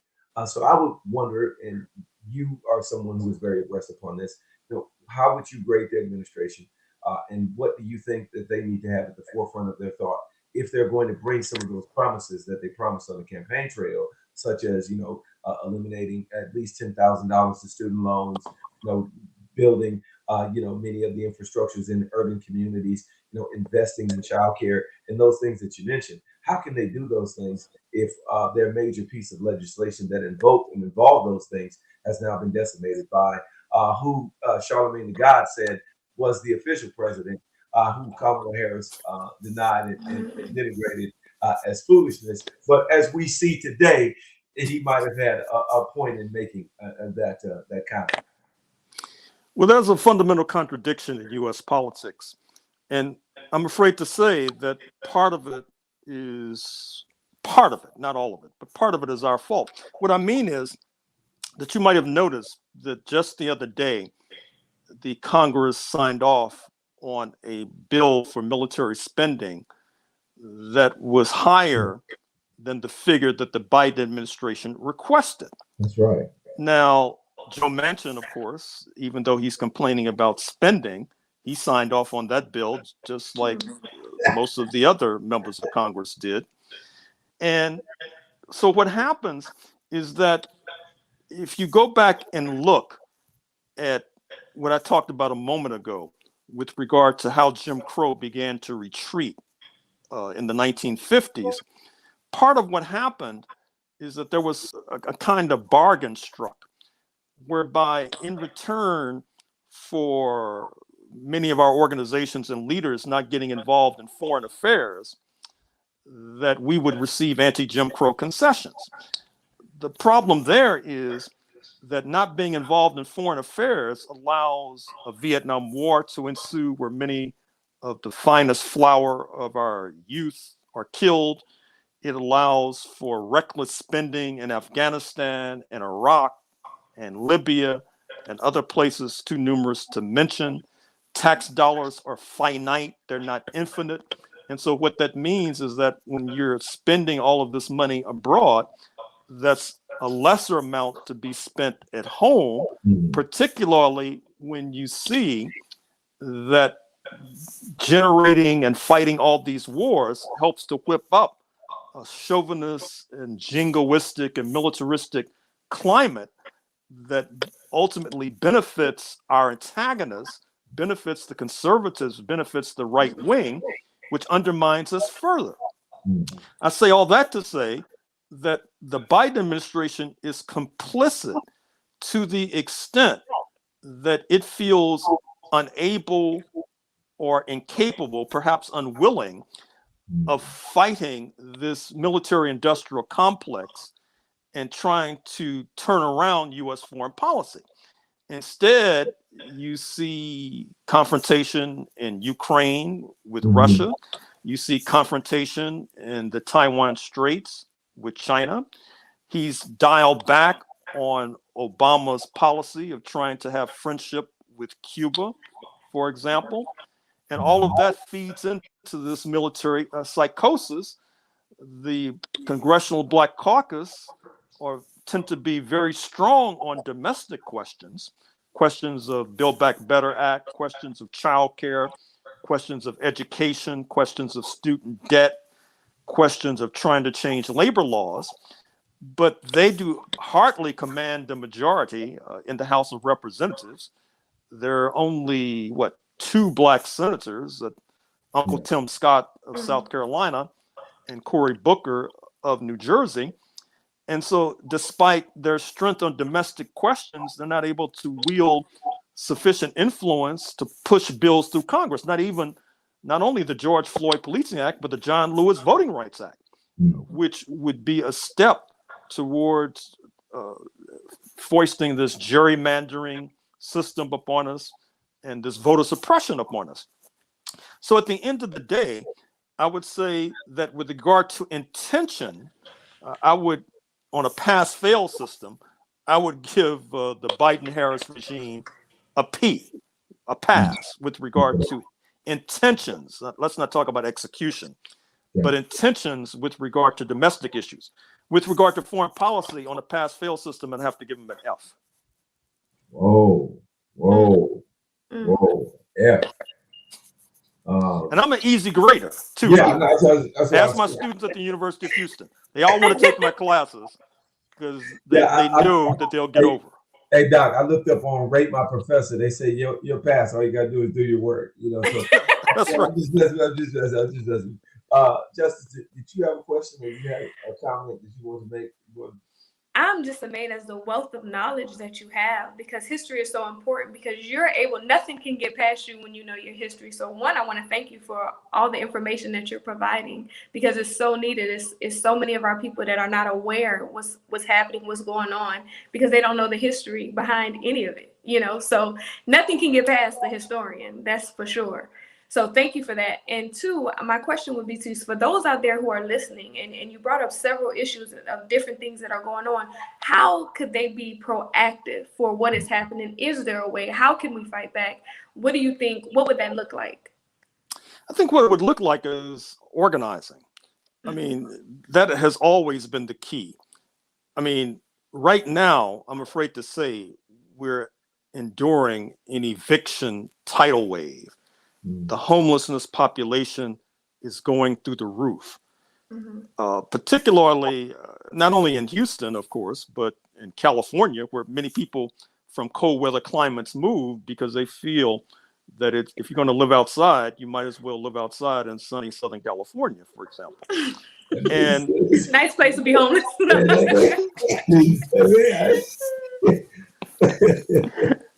And so obviously, if we had more tenants unions, we could put pressure on landlords to stop this eviction wave.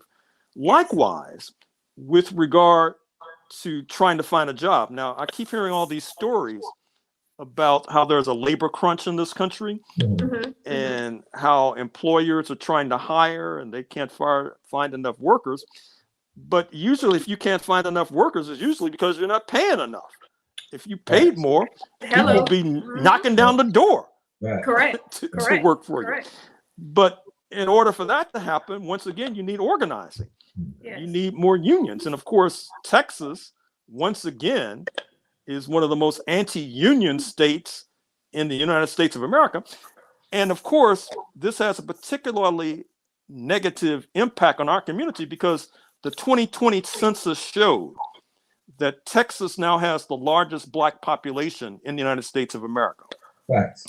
About what, 3.9 to 4 million out of a Black population of 48 million. So it's fair to say that what happens to Black people in Texas has ripple effect with regard to what happens to Black people nationally and by implication internationally.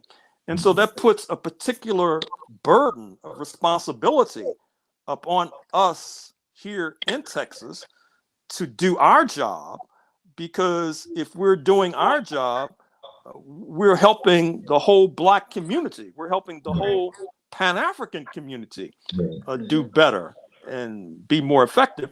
And likewise, I mentioned tenants, I mentioned working class people, but I should also mention students, because one of the most severe forms of debt right now is student debt. Definitely. I mean, first of all, you have these fly-by-night colleges like Trump University that takes advantage of the student loan program, and then they load you up with loans, and then you're basically sort of a neo-serf, because you're basically working to pay off these loans for a significant part of your working career.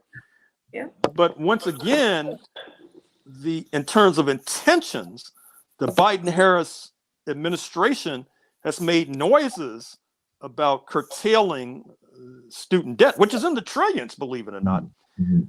But they have not necessarily executed. Now, of course, they would say, and I don't dismiss what they say, they would say that it has a lot to do with obstinance of the GOP in Congress. And there's something to that. But I still think that it's a matter of making priorities. It's a matter of using the bully pulpit. I mean, for example, in terms of using the bully pulpit, and I don't hold this against Mr. Biden, he's giving a nationwide address on Tuesday. Correct. With regard to Omicron. And hey, I'm not an epidemiologist. I'm not a virologist. I'm not a vaccinologist. And I don't play one on the radio. But from my amateurish reading of this situation, it seems to me very dire. But once again, I'm not an expert, so don't take my word for it. But I'm happy to see that at least he's going to try to mobilize the nation with regard to fighting this antagonist known as the virus. I would like to see him try to mobilize the nation to fight these loan sharks who plunge students into debt. And these landlords that are putting people on the streets and accelerating the homeless crisis. Thank you. And all of that's adding to COVID. All of that's adding to COVID. All of that is adding to this sickness and the disease and all of the madness that's occurring. Courtesy of not dealing with the infrastructure and the economic needs of the people.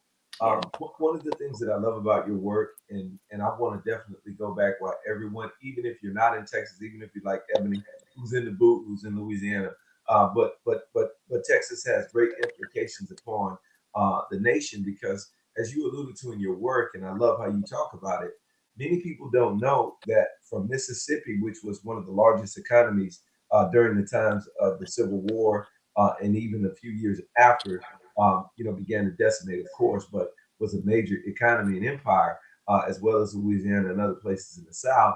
Many of those slave owners came to Texas, right? They migrated to Texas, and Texas became a bastion and one of the last bastions of slavery. And the reason why I'm bringing this up is because in 1836, in the Texas Constitution, no African could ever be free or could ever own property, anything of that nature. And one of the things that's going on here in Texas and could take on and sprout in other places is there's a denigration and a total dismissal of 1619, that project. And even though I know you have some interesting insights about that, but I think it is important that we do bring that up. But 1619, that's being denigrated, and here in the state of Texas, 1836 is being something that is being projected and propagandized so that young people will learn about that when the time and season, if that was the case, if it was in 1836, those same young people who are Black and brown would be disenfranchised, many of them. So I think that is very problematic, and I definitely love for you to break that down, as well as talk about the importance of getting this information. This is not just some esoteric, some abstraction. This is not just some intellectual masturbation. This is very important, and it has real implications for even today and they're moving forward. Well, I think you're correct with regard to the fact that as the U.S. Civil War was ending, as the Confederate States of America, the slave owners, their attempt to secede and form a new nation was collapsing. As I was suggesting before, you had a mass migration of slave owners with, quote, their, unquote, Africans into Texas, from Louisiana, from Mississippi, etc. Part of the reason why Texas has the largest Black population in the United States today, it's because many of the enslaved Africans were being driven into Texas in the spring of 1865, because as I said, they were going to make this last stand in conjunction with Mexico, for example. But fortunately, we were able to defeat them. With regard to the 1619 Project, Nicole Hannah-Jones,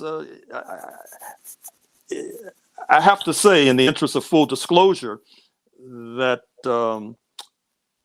I've collaborated to a degree with Nicole Hannah-Jones. I was invited to the New York Times in the spring of 2020, before the pandemic. And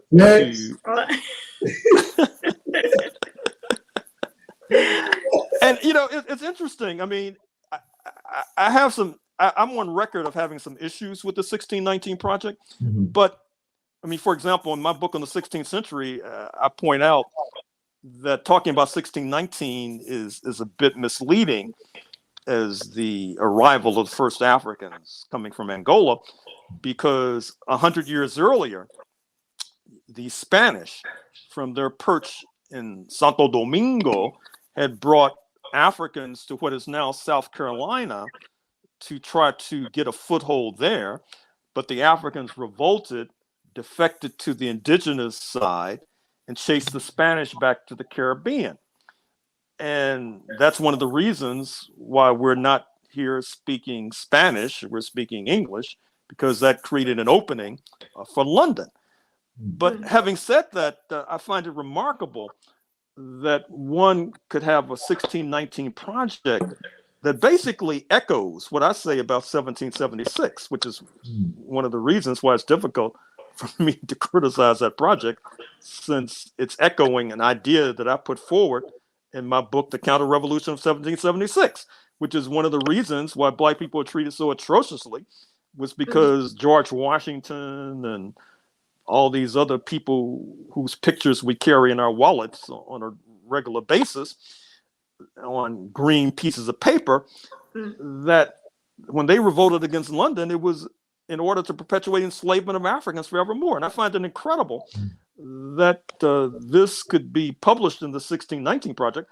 And if you look at the New York Times bestseller list today, the 1619 Project book is the #1 seller in the United States of America. Now, I find that remarkable. And it's another ray of sunshine, because I think what that says is that there are many people, they're looking for a new story about how we got to where we are today. Because basically the old story doesn't make any sense. I've drawn an analogy between the people who put forward the old story and a slick and crafty lawyer. A slick and crafty lawyer takes their client to court and they says, "Your Honor, my client didn't do it and he won't do it again." Well, that makes no sense. If he didn't do it, you don't have to say he won't do it again. And so this is what they tell us about 1776, that on the one hand, this was one of the greatest events in human history, that the founding fathers walked on water. We haven't seen the likes of them before or since. And then when you bring up slavery or massive dispossession of indigenous population, they will say, well, everybody was doing it. Right, don't worry about that. Well, if everybody was doing it, maybe they're just not so extraordinary. Right. I mean, maybe they're not so unusual. Maybe they're typical, in fact. And so that's one of the reasons why I think that the 1619 Project has gotten traction, because it's trying to tell a new story.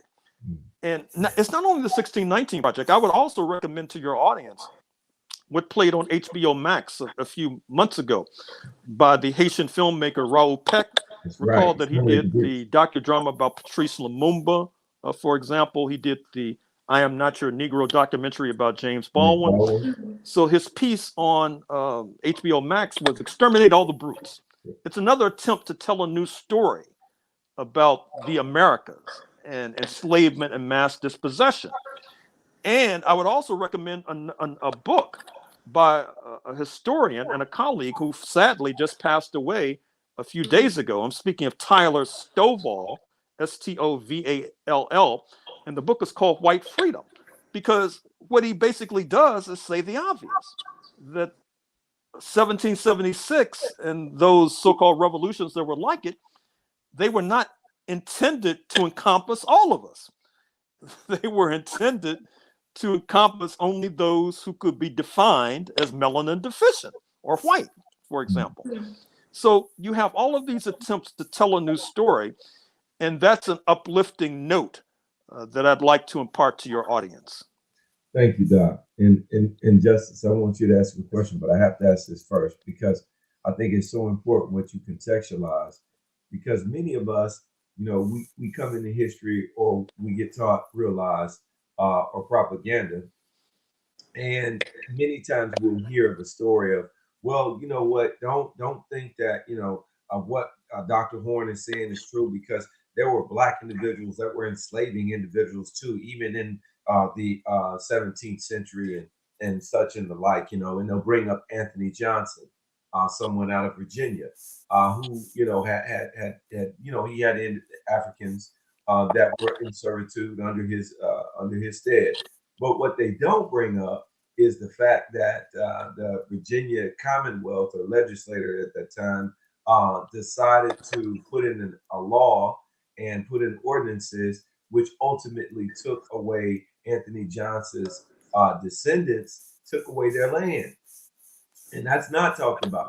That's not talked about how discriminatory the policies were put in place, which led to the disenfranchisement of not only Anthony's descendants, but other Africans who might have been doing those same activities. And why I bring this up today? I bring this up today to say the importance of policy and how you're seeing policies being put in place that are going after provocateurs who are really not trying to be avant-garde. They're just simply doing what you're doing, and that's laying out the facts. That's telling the actual factual realities and the things that happen, and try to contextualize history as a complete dynamic rather than one single narrative. So I definitely love for you to speak to that and the importance of giving college professors space to tell different narratives, giving historians space to explain, as you talked about, Brother Raoul, and those others who are doing that kind of avant-garde work to bring out different narratives and different perspectives, to bring a more holistic expression.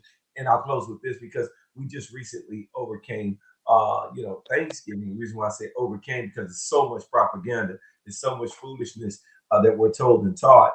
And when we understand what really happened and how George Washington had to step in because they were doing so much savagery and thuggery, to stop all that madness and the malaise, and the medley of foolishness that was occurring, he had to shut down those things. And then later on, Abraham Lincoln came in and brought in, Thanksgiving and stuff of that nature, and the FDR did his part. But I bring in all these things just to say how these things are codified, and the regular average American wouldn't know anything about it, wouldn't even think about it. Maybe like pass the turkey, not realizing the implications and the dynamics at play that have led to those moments, that have led to so many people being desensitized and ultimately exterminated in the case of Thanksgiving. So I definitely love to get your perspective and any thoughts you have about anything that's. Well, so that brings us to this controversy involving so-called critical race theory, which, as I said, is just an attempt to prevent the kinds of conversations we're having today from taking place. First of all, in the classroom, and then the next step will make sure that they don't take place on the radio, on the internet, and elsewhere. and then to pulverize and penalize those of us who are trying to get reality and the facts to a wider audience. And it reminds me, with regard to what I said a moment or two so about democracy. First, they tell us that, oh, the United States is a paragon of democracy. And then next, they tell us we're on the verge of having a coup, which will lead to decades of uninterrupted right-wing rule. First, they tell us that this is the land of freedom of speech. And then next, what happens if you try to exercise your right to freedom of speech, you get penalized and pulverized. I mean, this is the kind of country that we're involved in right now. And I think it's particularly important for the Black community to pay attention to this, because what's happening is that they're trying to turn all of us into what I call coincidence theorists. What I mean by that is, you're not supposed to talk about systemic racism. You're not supposed to talk about a system that gives rise to Sandra Bland and George Floyd and Philando Castile. You're supposed to act like these are all coincidences. That this is basically a sound, if not perfect system, but then you have these blemishes, these coincidences, for example. And that is the essence of the attack on critical race theory, because what the folks who devised CRT were trying to do was trying to move beyond this idea of saying that white supremacy is just a case of having a few bad apples in the barrel. I mean, sure, the barrel is full of bad apples, but you need to look at the barrel and how the barrel is leaking viruses and how the barrel is infested with all manner of bacteria and germs. And so it's just not a matter of individual culpability. It's a matter of systemic culpability. It's just like, for example, I noticed at the COP26 meeting in Glasgow, Scotland, which was focused on climate change just a few weeks ago, you had a number of the young people who were marching under the slogan of uproot the system. Because if the climate is warming, which it certainly is, and it's leading to all this freakish weather, which is certainly the case, well, then you just can't be pursuing piecemeal measures. Right. You really need to take more systemic measures, more radical measures. And I think that that's what some historians and some of the people who are dealing with history that I enumerated, such as Raoul Peck, are trying to do. They're trying to get at the root of the question, which is basically all the radical means. Oh, that's deep. Sister Justice, what you think? What's on your mind? Man, this is some good stuff right here, man. I'm amazed by you, Dr. Horne. Like, this is amazing. I want, since you do know systematically and from a historical standpoint of all of the things that have transpired, specifically dealing with the African American community, how do you think psychologically, how has this been, in a sense, a psychological warfare, if you will, on the psychology of African American people today? Well, it's been devastating, but it's not only been devastating objectively. For example, there's this psychologist at Vanderbilt Medical School who wrote about a book about the fact that as Jim Crow began to retreat in the 1960s, that all of a sudden you had these diagnoses of Black people being schizophrenic and being crazy, which A, allowed them to be put away, and B, allowed them to be subjected to mind-numbing drugs. Now, on the one hand, of course, you can make a sound argument that any Black person living in a country like this, if they're not crazy, there's probably something wrong with them. On the other hand, it's this vile system Mm-hmm. that then takes advantage of that unfortunate situation and then subjects our youth in particular to these kinds of accusations and charges.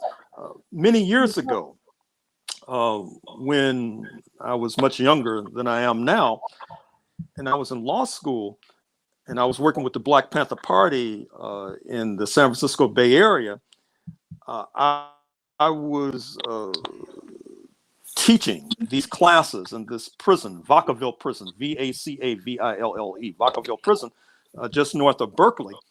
And the prison was full of Black Panther rank and file. And I was trying to teach classes, but what was happening is that the administrators had made a decision that there was something wrong with these people. So they need to be subjected to these drugs, so to sort of chill them out. And it reminds me, there's a book by Jennifer Barclay, Barclay, called The Mark of Slavery. It just came out from the University of Illinois Press. And in this book, she talks about how that operated during slavery. And when I explain this, you get an idea of what I was talking about during my lifetime. During slavery, there was supposedly this psychological syndrome called drapetomania, whereby Africans wanted to flee the plantation. So if you want to flee the plantation, that means you're crazy. And that means that somehow you need some sort of therapy, for example. And likewise, since we're on this question of experimentation on Black people, I should also mention the book that's relevant to women by Deidre Cooper Owens of the University of Nebraska Medical School. The book is called Medical Bondage. And basically, a lot of what U.S. scientists know today with regard to OBGYN, gynecology, for example, stems from experimentation on enslaved African women. J. Marion Sims, who is considered the father of OBGYN in the United States, there was a statue in his honor in Manhattan up until a few months ago, believe it or not. Matter of fact, throughout the South, there's still statues standing in honor of J. Marion Sims. He was like a mad scientist. I mean, he was doing all sorts of cruel and diabolical experiments on the bodies of Black women in order, as he put it, to advance the science of OBGYN.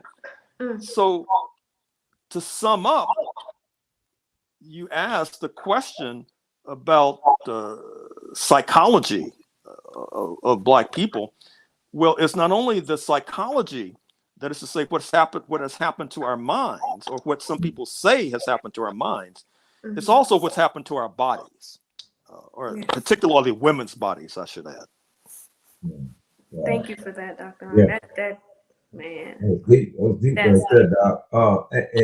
And having brought that up and brought that to our attention, I think that even as we see infant mortality being such an alarming statistic, especially amongst African American women in particular, I guess you can't see me, Doc. I might need to get closer. I see my juice. My juice is running out of my phone, so I have to take off my glasses to see. Hey, well, we gotta make it quick. I mean, you've been showing your gun. Your gun probably made the phone go down. But anyways, I want to ask this question because I think it's important to ask. When we're talking about our society, and we're talking about all the things that we're being bombarded with from social media, when we see all of the things transpiring in terms of the propaganda that's being brought forth to us, Doc, save us. How can we stay focused? What do we need to be looking at, analyzing, reading, so we can get some of the information that you got, because you know what's going on. And it seems like corporate media is not saying some of the things that we're learning from you. So how can we get more information? Do you have a blog? Do you have a something we can tap into so that we can get this information, because we haven't even gotten on Russia. We haven't even gotten on Ukraine and Crimea and the stuff that Putin's doing and how Joe Biden is going through that. I mean, Joe Biden got a lot on his plate right now, man. I don't know. I'm just saying that, but definitely, how can we get more information and find out what he's doing and what others are doing, so we'll know what's going on? Well, let me first of all speak for myself before I move on. A lot of my lectures are on YouTube, for example. There are a couple of Facebook pages, which I'm afraid to say I don't administer, but which other people administer, which have, I'm in the media all the time. I should mention also, I do interviews on the Pacifica station in Los Angeles, KPFK, Freedom Now, 11 a.m. Pacific on Saturdays, which is 11 a.m. Pacific on Saturdays, which is 1 p.m. Central. And for example, some of the books that I've been citing, like Deidre Cooper Owens, for example, Jennifer Barclay, I interviewed these people about their works. I'm spending a lot of time. I just interviewed this guy. If you go to the archive now, you see an interview I did this past Saturday with this historian, Keith Whaley, called Pushing Cool. It's about the rise of menthol cigarettes in the Black community. Wow. And how Brown and Williamson, R.J. Reynolds, etc., after the Surgeon General's report of 1964, which linked smoking to cancer and emphysema, they were losing markets. And so they decided to put a full court press on the Black community through advertising menthol cigarettes, like Cools, for example, right. Newport, Salem, for example, which has had a devastating impact, needless to say, on our community. And also what they did too was buy off a good deal of the Black leadership. The tobacco industry has made significant contributions to Congressional Black Caucus, to the NAACP, to the National Action Network, etc. I mean, the interview, you can find it right now. It's only about a 20-minute interview. And the book is very interesting, by the way. Definitely. And then let's see what else. And then in terms of other sources, I mean, I think that ultimately staying informed for most of us, it has to be part of a collective enterprise. I mean, my job is to stay informed, but all of us don't have a job that mandates that. And so for many of us, it has to be a collective enterprise whereby, as an adjunct of your student organizing or tenant organizing or union organizing, you have educational sessions whereby people were collective. Like when I was younger, we used to have study groups and people would all read the same book and then we get together on a weekly basis and discuss it.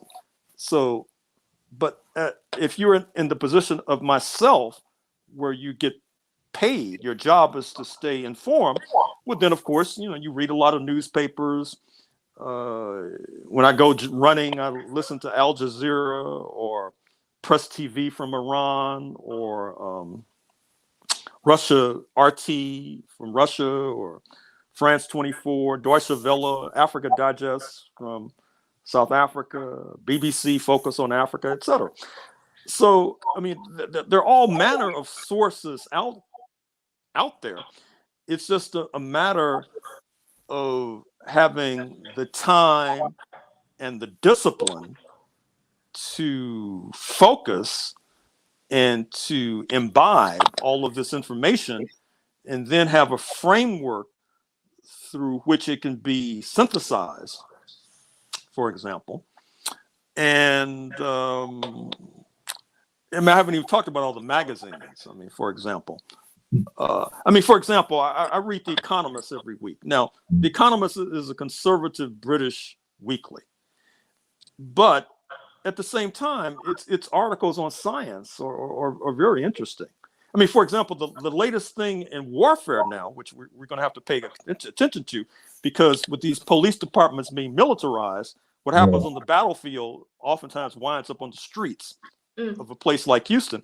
So the latest thing is this science fiction, what we would call in colloquial sense killer robots or lethal autonomous weapon systems, LAWS, which somehow spells laws when it's obviously lawless.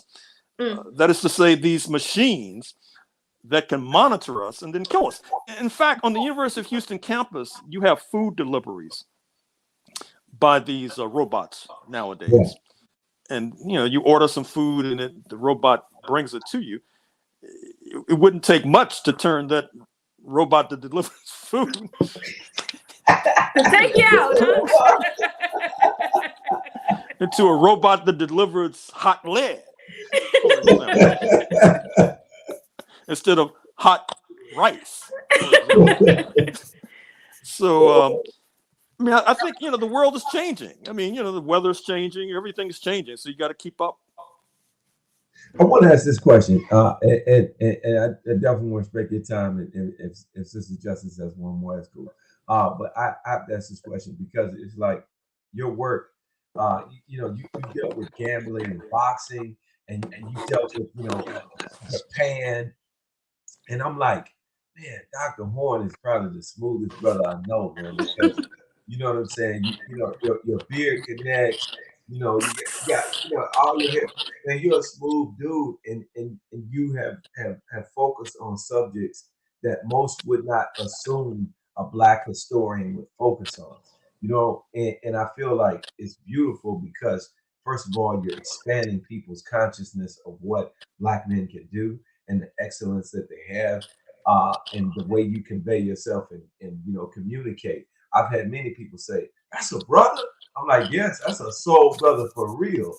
And I want to ask this question because how have you been able to go into these esteemed and very distinguished places and still stay real to where a miscreant like myself can relate and connect and glean so much information with you, where we say that's a real soul brother, and at the same time that's a scholar, intellectual, and just profound? How have you been able to balance that and find, a duplicity, if you will, to be able to do what you do and succeed in both worlds?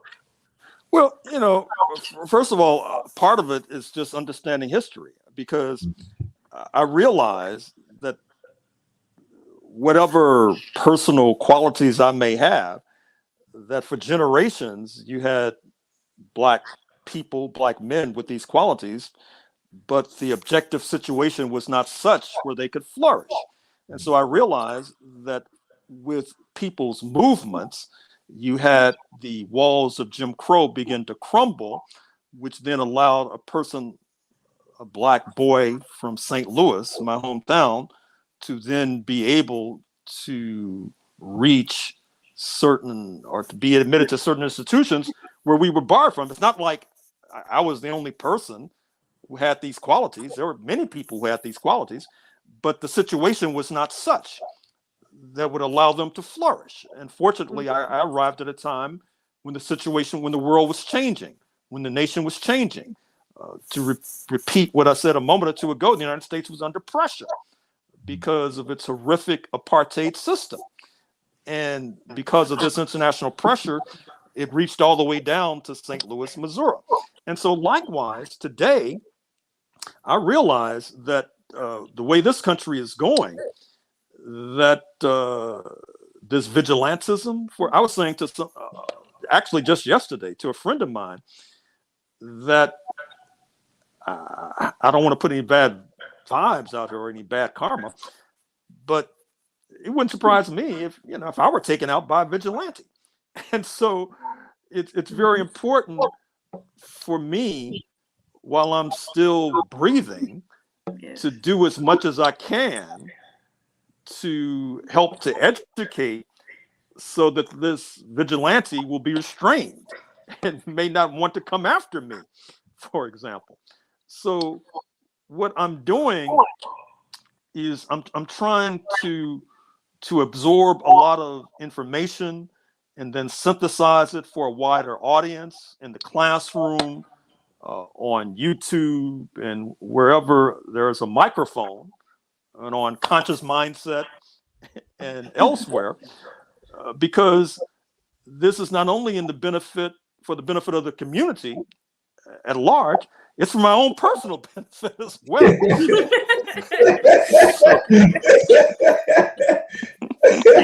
That's real. Hey, that's real. That's real. Justice, you got something? No, I just want to say I think it's beautiful what you're doing, because this is like what we talked about earlier, saying walking in true purpose, right? Because you know that you're walking in purpose when, as you say, there are benefits that happen to you, but you are touching and helping the lives of so many people. Because as we know, if you don't know your history, it will repeat itself, right? So with that being said, Dr. Horne, I mean, I think it's amazing what you're doing. I wish I could have took one of your classes in college. Because what you're doing is so empowering to the people to, when you know your history, you know what you come from, you know the things that are systematically wrong with the system, and able to identify those things, and there's power in that. So I just want to thank you for allowing me to be in the same space. Awesome. Oh, right on. It's my pleasure and privilege. What are you working on next, Doc? And how can we find more? Well, I'm going to finish this Texas book in the next few days. It's going to be a long book. It'll probably be about 700 pages. 700 pages? Yeah, I decided, because one of the things I'm trying to do, and like my book on Southern Africa was almost 900 pages. And one of the things I try to do with these long books is to lay down markers for future scholars, with footnotes, for example, so that they want to follow in a good index, so that they want to follow up on something. It's all there. Now, my book on Black Americans in the Mexican Revolution is only 190 pages, for example. So I don't do that with all books, but I do that with some books. Now, after I write this Texas book, which will be in the next week or so, I got to catch up with a lot of reviewing articles, reviewing manuscripts of other writers, for example, because people oftentimes sent stuff to review and comment on. That'll take a few weeks, and then I'm going to start working on this book on Washington, D.C., where I basically the Black community in Washington, D.C., as opposed to Congress and all of that. Because it's rather ironic, isn't it not, that the capital of this white supremacist state has, at least for about a century, has had a majority Black population. Yeah. And therefore, it's not surprising that as we speak, gentrification is sweeping through Washington like a hot knife through butter, because the powers feel that it's important to change the demographic makeup of Washington. But in any case, I'm going to be looking at Washington and what the brothers and sisters have done locally, which has had national implication. For example, I think I'm going to start the book with this vignette about a demonstration that takes place during the height of the Vietnam War, where the head of the Pentagon, which, and of course, the Pentagon, the U.S. military, it's across the river in Virginia. So he's driving to the White House, but is blocked by a demonstration that's taking place, which means he can't get to the White House in time to coordinate a bombing campaign in Vietnam, for example. So it's a lot that I'm looking forward to in writing this book. And then I'll probably be finished with that book by June of next year. And then I'm not sure. I mean, I was hoping that the pandemic would be over by then, but we'll see. We'll see. Like it's starting up again. I have to ask this question because I think it's important to ask. A younger person who is thinking about, becoming the next Dr. Horne, what insights and what information can you give them so that they don't make some of the mistakes that you made, and that they can hopefully glean enough information from you to be able to understand how to be not only you, but maybe even be better, if that's possible. I don't know. Right on, right on. Well, it's interesting that question you asked. Oftentimes, when I do these interviews on KPFK Pacific in Los Angeles, that's usually the last question I ask my guests. Interestingly enough, Boom. and my answer is number one. I think it's important to study languages. For example, the choices are obvious.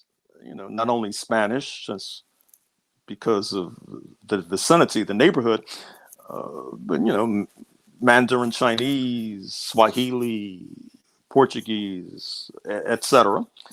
I think it's important to try to stay in good physical condition, for example, which I think is a precondition to staying in sound mental condition, for example. And that's something that I try to do, which means, of course, not only exercise, but diet as well. And then, of course, I think that bleeds into other sound habits, such as adequate rest. The sleep question is very important. It's incumbent. I once had a friend who was in public health in New York City, and I was trying to get her to launch a public health campaign in New York with regard to sleep, because it's one of the best things you can do with regard to trying to be healthy, is getting enough sleep, which of course is very difficult right now because there's a lot of anxiety because of the pandemic, which is leading to insomnia. But that has to be fought through.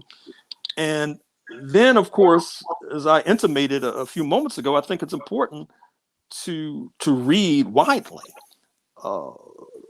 Reading, keeping up with current events on a regular basis, having a broad variety of outlets that one seeks out. I've watched lots of films as well, not only documentaries, but also fiction film. It reminds me, have you all seen Zola? Yeah. No, I didn't see it. Yeah, I was trying to watch. My only takeaway from Zola is that we gotta stay on top of this negative Nigerian stereotype right now. Yeah. I think it's getting out of control. You have the negative Nigerian stereotype in Zola. You have it in this South African science fiction movie, District 9, where Nigerians are portrayed as extraterrestrial monsters, for example. It's really getting out of control. We got to do something about that. I got to ask this question because you bring up so much stuff I have to ask. Did you see the unrolling and unveiling of the Omicron and how those nations, those 7 nations, I think South African nations, African nations, seven nations in the African continent were totally put on a travel ban, and there's so much deprivation in terms of opportunities to have the vaccine, and that's one of the reasons why those variations have exploded and metastasized. The question I want to ask you is, even today, as a historian, many people don't know that the Peters map that we see is totally incoherent because they have the African continent smaller than England, smaller than Russia, and we know that even the width of it is longer in terms of just kilometers. So these misnomers, I'm waiting on you to do a book about everything you should have learned in history class. That's what we need. The black version. We need that. You can put me on the cover like I put it in this book. You know what I'm saying? We need that. We need the ability to be able to get that information in one source because there's so much that we're just not getting. So I definitely wanted to ask that, like if you thought about putting together a compository book that could really break some things down. And then also, have you seen how the denigration and the disrespect of certain nations of melanation has occurred courtesy of not only the vaccines, but everything that's transpiring, even from the comments of the former president with S-hole comments or S-hole countries. That's what he said. And, that same kind of energy is coming out even when we see travel bans and things of that nature happening today? Well, first of all, just a few random comments. Current demographic projections suggest that by the end of the century, Nigeria will be the third most populous nation behind India and China on planet Earth. And the percentage of human beings that are African will also be rising. And of course, we suffered a demographic setback during the African slave trade, but now that's being reversed. And it's being reversed, which I think, quite frankly, is good news. Now, with regard to the Omicron, what was interesting is that the South Africans and Southern Africa as a whole were punished with the travel ban because they had good scientists who could sequence this new variant, for example. And then, as I said, I'm not a virologist. I don't play one on the media either. But from what I've been able to ascertain, part of the problem with this variant developing in South Africa is that South Africa was also hit very heavily by HIV. And their immune systems were devastated. And so you have a devastated immune system being subjected to this coronavirus, which makes all of these bodies sort of a petri dish for the arising of different variants. And so the world is going to have to suffer because of inattention, or perhaps something worse than inattention, to the health problems of Africans, for example. It shows that we are in a global village and that you just can't segregate these health problems in Southern Africa. When you have supersonic travel, you can put up a travel ban. By the time they put up the travel ban, the Omicron was probably already here in the first instance. Just because you uncover the Omicron on, say, November 25th, 2021, that doesn't mean it was born on the 25th. That means you uncovered it. It was born in October, which meant that it was here in the first place all over the world. And so I think that one of the lessons we should take away from this current pandemic is, as the saying goes, none of us are safe unless all of us are safe.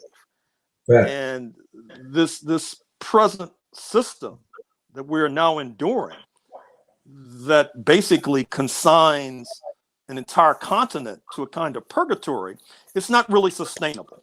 It's not sustainable. It's not going to work. It's going to backfire.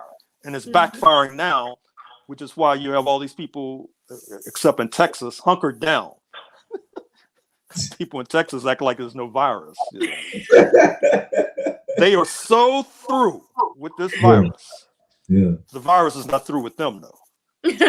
Very true. Very true. Last question, I promise. 2022, what do you predict? What do you think is going to happen? What's going to occur? You mean with the elections? Well, just in elections, Ukraine. Oh, I see. That's what I wanted to. We didn't get a chance to talk about Russia, but what do you foresee that we need to be on the horizon or aware of as we approach this new calendar year, and what should we prepare ourselves for? Because it's obvious we ain't getting no support on this student debt relief. It don't look like any of the major things that were supposed to happen in the Build Back Better plan. So as you get closer and closer to the camera, I want to know what are we getting closer and closer to experiencing in the upcoming months, based on what you looked at historically? Well, as of today, the elections don't look very good right now. November 21st Tuesday in November does not look good with regard to the Congress. Now that can change, that can be turned around, but as of today, it doesn't look very good. Second of all, inflation, that doesn't look very good at all. That's to say, prices going up while wages remain stagnant, which means you're receiving a de facto pay cut on a regular basis. That's not sustainable.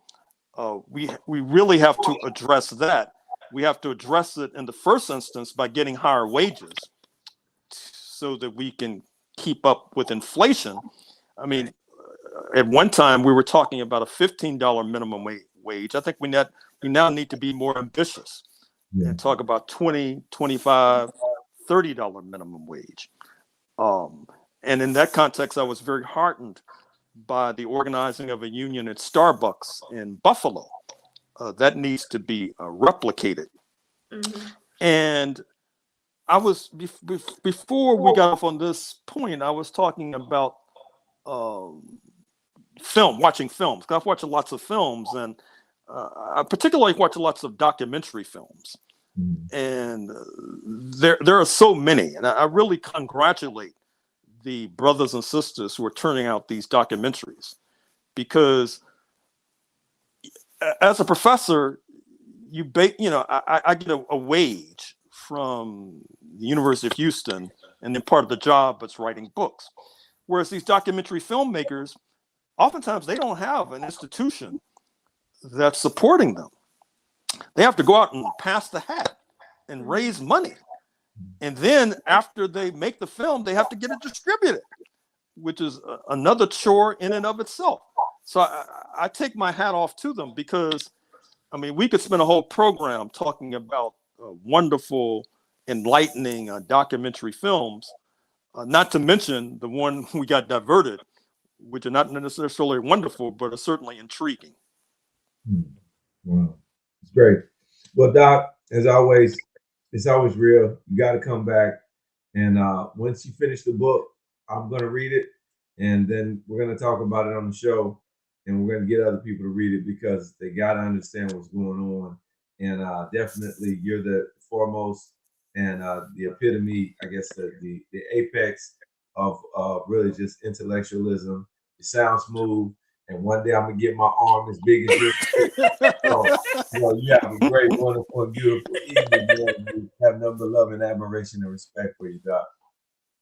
Right on. Thank you for inviting me. Yes, sir. Yes, sir. Justice, you got some words in closing to share? I've been moved by you in so many ways today, and I just want to thank you, like I said again, for what you're doing, and the part that you're playing is so important, as a lot of our history has been lost, and we don't even know the avenues to find it, right? Where it's there, but we don't even know how to find it. So thank you. And for all of those who are watching, he mentioned some great gems. I know I'm going to get a couple of the books that you mentioned.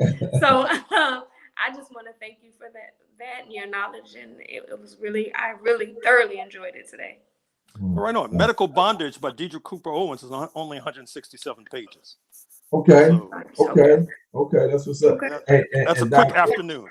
And if you ever got anybody that you think needs to be on the program, let us know, and we'll definitely bring them on. Okay. Hey, check out my archive at KPFK and just follow what a guest I'm interviewing. Okay. We'll do. All right, Doc. Take care. Peace and blessings. Good luck. Bye-bye. Yeah, that's the one and only Dr. Gerald Horne. Powerful. Thank you, sis.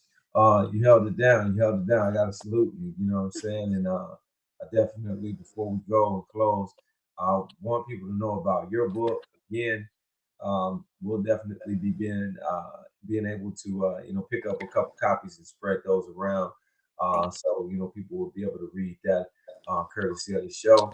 But I want those who want to know a little bit more, so that they can search up it on their own, and hopefully they can get one and send it home, so they can read very soon your wonderful works. And your words that's gonna make them say, ooh, ooh. All the vowels, you know what I'm saying? Because it definitely goes down. So let people know how and where they can find it. Okay, you can go ahead and find my book it's on Amazon. Go ahead, we got Prime. That means you got it in 2 days. You can't beat that, right? Right. So again, the title of the book is The Book That Told on Me by Ebony Kennedy, aka True Justice. And again, it's about trauma, male or female. Although I get a lot of feedback from females, I have had males who said, man, that was some deep stuff. You hurt my feelings, Yeah. But so I encourage you, go ahead, get a copy. Tell me what you think. Send me a DM if you like it and give me some feedback. It's real. And definitely before we go and close, Doc thought the poem was cool. I definitely did too. If you have another one, that's dope. If not, it's no worries. because you gave us one, and it was going to you. You know, moving. I was watching. I said, okay, you going in, you know, and all of that good stuff. You know what I'm saying? So, and that's not easy to do. You know, that's not something that people can just boom, just get out there and just start doing. It takes a lot of confidence. It takes a lot of courage, and definitely, you have all of those attributes to be able to be very effective at it. So, before we go, let the people know, if you want to share another one, you can. If not, it's all good. I kind of put you on the spot right now. But you know what I'm saying? I definitely think that you can handle it. And before we go, maybe you can give us a final word or final thought, or maybe some of your poetry, so we can close out right now. Okay, thank you. Okay, I'll do this one and I'll follow it up by my final comments. All right, so, okay. When it hurts to write. When my pen can extend past this 8x10 and right all the wrongs in my life, is at that moment I wish I could sing. Release this pain over a steady heartbeat. Compose a lullaby to soothe my pain to sleep. Or maybe a gospel will do. A songs to the heavens just to remind God all that I've been through. Just maybe then he might give me something I could clap my hands and stump my feet to and dance this pain away. Like do do do do do do do do do do. Well, I never learned how to sing on key anyway. And the only note that I know is the one that I wrote. And the only instrument I could play is this voice that I own. And I fear that it may go undelivered because of my tone, but this is the sound of pain being strung too long. A song of pain in the form of a poem. So tell me, God, is you listening? Because if you need help, I could replay it again, if that helps you better. And I never felt more alone, so I sing this song a cappella. God, tell me if you hear it. And if you're listening, can you please turn this song off in my spirit? Because I never liked the song of pain anyway. All right, y'all. Well, if you out there, that's for my book. That's one of my book is called When It Hurts. So right now, if you out there and you are hurting, you are in a space where you are uncomfortable and you are uncomfortable by pain, I just want to encourage you that pain is for a purpose. It will push you. So I encourage you today, if you are out there, to invite that pain, right? When I say invite it, don't give in to the negative thoughts about it, but instead the lessons that pain is going to bring you. And even if it doesn't feel like it, you are loved and you are divinely being guided to the highest version of yourself. If you just stick in there and keep pushing on and keep believing and turning that pain into power. Peace and love and light, y'all. All right, from Justice, there you go. Absolutely. That's a beautiful way of putting it.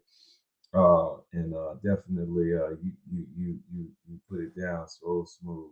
It's been said. And definitely, before you go, I want you to let people know again how they can reach out to you and find out more information. So we can keep these good vibrations going and flowing and getting you. Thank you. You can definitely reach out to me at True Justice 123. Also, I do many one-woman shows. If you're interested, go ahead. You can hit them in my DM, or you can check out my website, which is www.poetrywithpurpose.org. Absolutely. All right. We appreciate you, sister. Number love and respect. Thank you, sis. You got to come back. You definitely got to come back. It was fun. It was fun.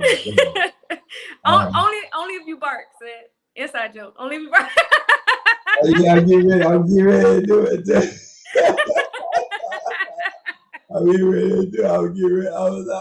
You saw me. But we'll say that for next time. But definitely, it's been a great show, and we got to do it again. Okay. All right. That's the one and only Sister Justice. And before we go, we definitely want to let you know it's a lot going on that we want to share with you. First of all, you got to do your affirmations. Okay. We know the importance of doing your affirmations before you go to sleep. And upon waking up, when the subconscious mind, they say, is most receptive to suggestion, visualize these things with positive feelings and add focus and power through targeted affirmations. as you visualize these things, okay? And of course, we know what time it is and how to attract money using mind power, organize your thoughts in a very targeted way. And this will help organize your environment, which is very critical and key. So you want to make sure that those things around you are emanating from good places and spaces inside of you. And then you want to begin to control your affairs more effectively and constructively by constructing effective and productive ways of viewing them in your mind. So that we know that this causes your thoughts to become more organized and to run better, to achieve. And we know and we believe the importance of achieving reparations. And the program of reparations is intended to achieve three very important objectives. The first is to acknowledge grievance of injustice. And we know what has been committed and done to melanated people in and around this world that needs to be redeemed and repaired and restitution. So we know that is extremely important. And we also know that there needs to be a redress for the injustice. We know that the individuals, whether they be descendants or whether they be individuals that have some correlation and connection to the actual grievance, they need to not only receive restitution, whether that be in the form of economics or a fiscal policy, but it also needs to be a spiritual and emotional and mental reparation and repair so that they understand their full power and they understand their full potency, and they're no longer looking at themselves as ingrates or insignificant, but they realize that they matter, and they know that that matter is of importance and value, so they add not only to themselves but to the entire world and community. So we know lastly that there needs to be a closure of the grievance, whether that be not only through ceremony, but through systematic infrastructure and policy that is implemented day by day and becomes something that has lasting and hopefully eternal and permanent effects. And we know that held by the groups subjected to the injustice. So this needs to be very prescriptive and very descriptive in terms of how it addresses issues and solves problems. We're working with numerous groups in and around the city of Houston, Texas state, as well as the United States in Cobra, and some numerous other brothers and sisters doing some great work to not only bring reparations in terms of fiscal and legislative policy, but more importantly, in the meantime, between our minds and using our consciousness to raise greater awareness on how we can begin to solve our problems, because we have 86,400 seconds, 1,440 minutes that we're so blessed with. And this is the present. It truly is a gift.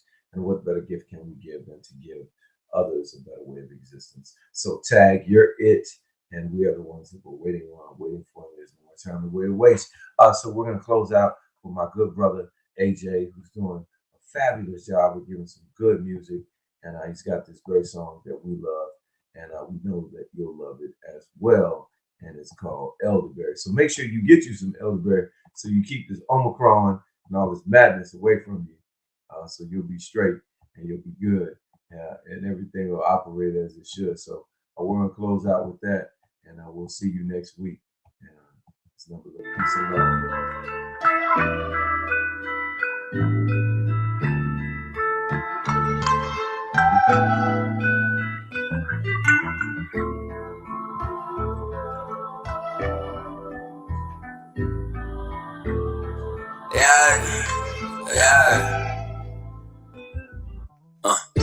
Go to conversations with the elders. I'm taking heed and drawing wisdom, trying to make me better. Been on my P's and my Q's, I'm sticking to the letters. I dot my I's and my T's to increase the measures. You ever ask me about my hidden pleasures? I'm trying to make $1 billion and get my people settled. When the peace rise, a purple heart, some type of gold medal. I just don't wanna die joke like I'm Heath Ledger. He said you wanna fly high, you gotta fix your feathers. You can't just wing it through this life, you gotta raise your leverage. And turn your L's into lessons, nigga, count your blessings. Cause these streets praying on you like you're in a session. I'm such an underground king, I'm a hidden treasure. I had to get up off that couch just to reach Everest. And preparation is the key, I'm ready for whatever. You can plan a pretty picnic, but can't predict the weathers. Ain't been to church in a while, so you ain't seen it reach you. Why you gotta go in the building just for them to reach you? Got these melodies of heaven flowing through my speakers. And ain't no weapon formed against me about to prosper either. I'm a prosper either. Wait, that's what the elders say. See, I've been sipping elderberry, listening to Sade. Cause life is smooth operation, just dissect the pain. Yeah, dissect the pain, yeah. See, I'm a golden child. Should have a horse in a chariot when I roll around. And we fly higher when they try to hold us down. Back then, they ain't know us, but they know us now. Yeah. See, I'm a golden child. Should have a horse in a chariot when I roll around. And we fly higher when they try to hold us down. Back then, they ain't know us, but they know us now. Go to meditation with the elders. I'm sitting still, God's will, that's gonna make me better. Yeah, I'm a king and they keep asking me about my career. I just been focused on myself, trying to multiply the wealth. Yeah, I'm reading more books, I need to buy a new shelf, I'm out of space. Yeah, I planned it out. Told all my niggas one day we all gon' make it out. Yeah, life get bumpy, yeah, the world keep breaking out, so be proactive, no lacking.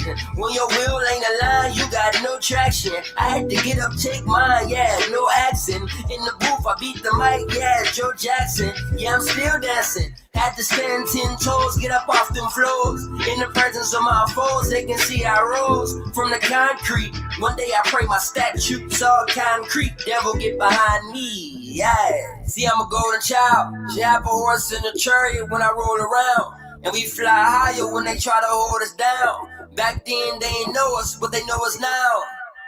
Yeah. See, I'm a golden child. Should have a horse in a chariot when I roll around. And we fly higher when they try to hold us down. Back then they ain't know us, but they know us now. Yeah.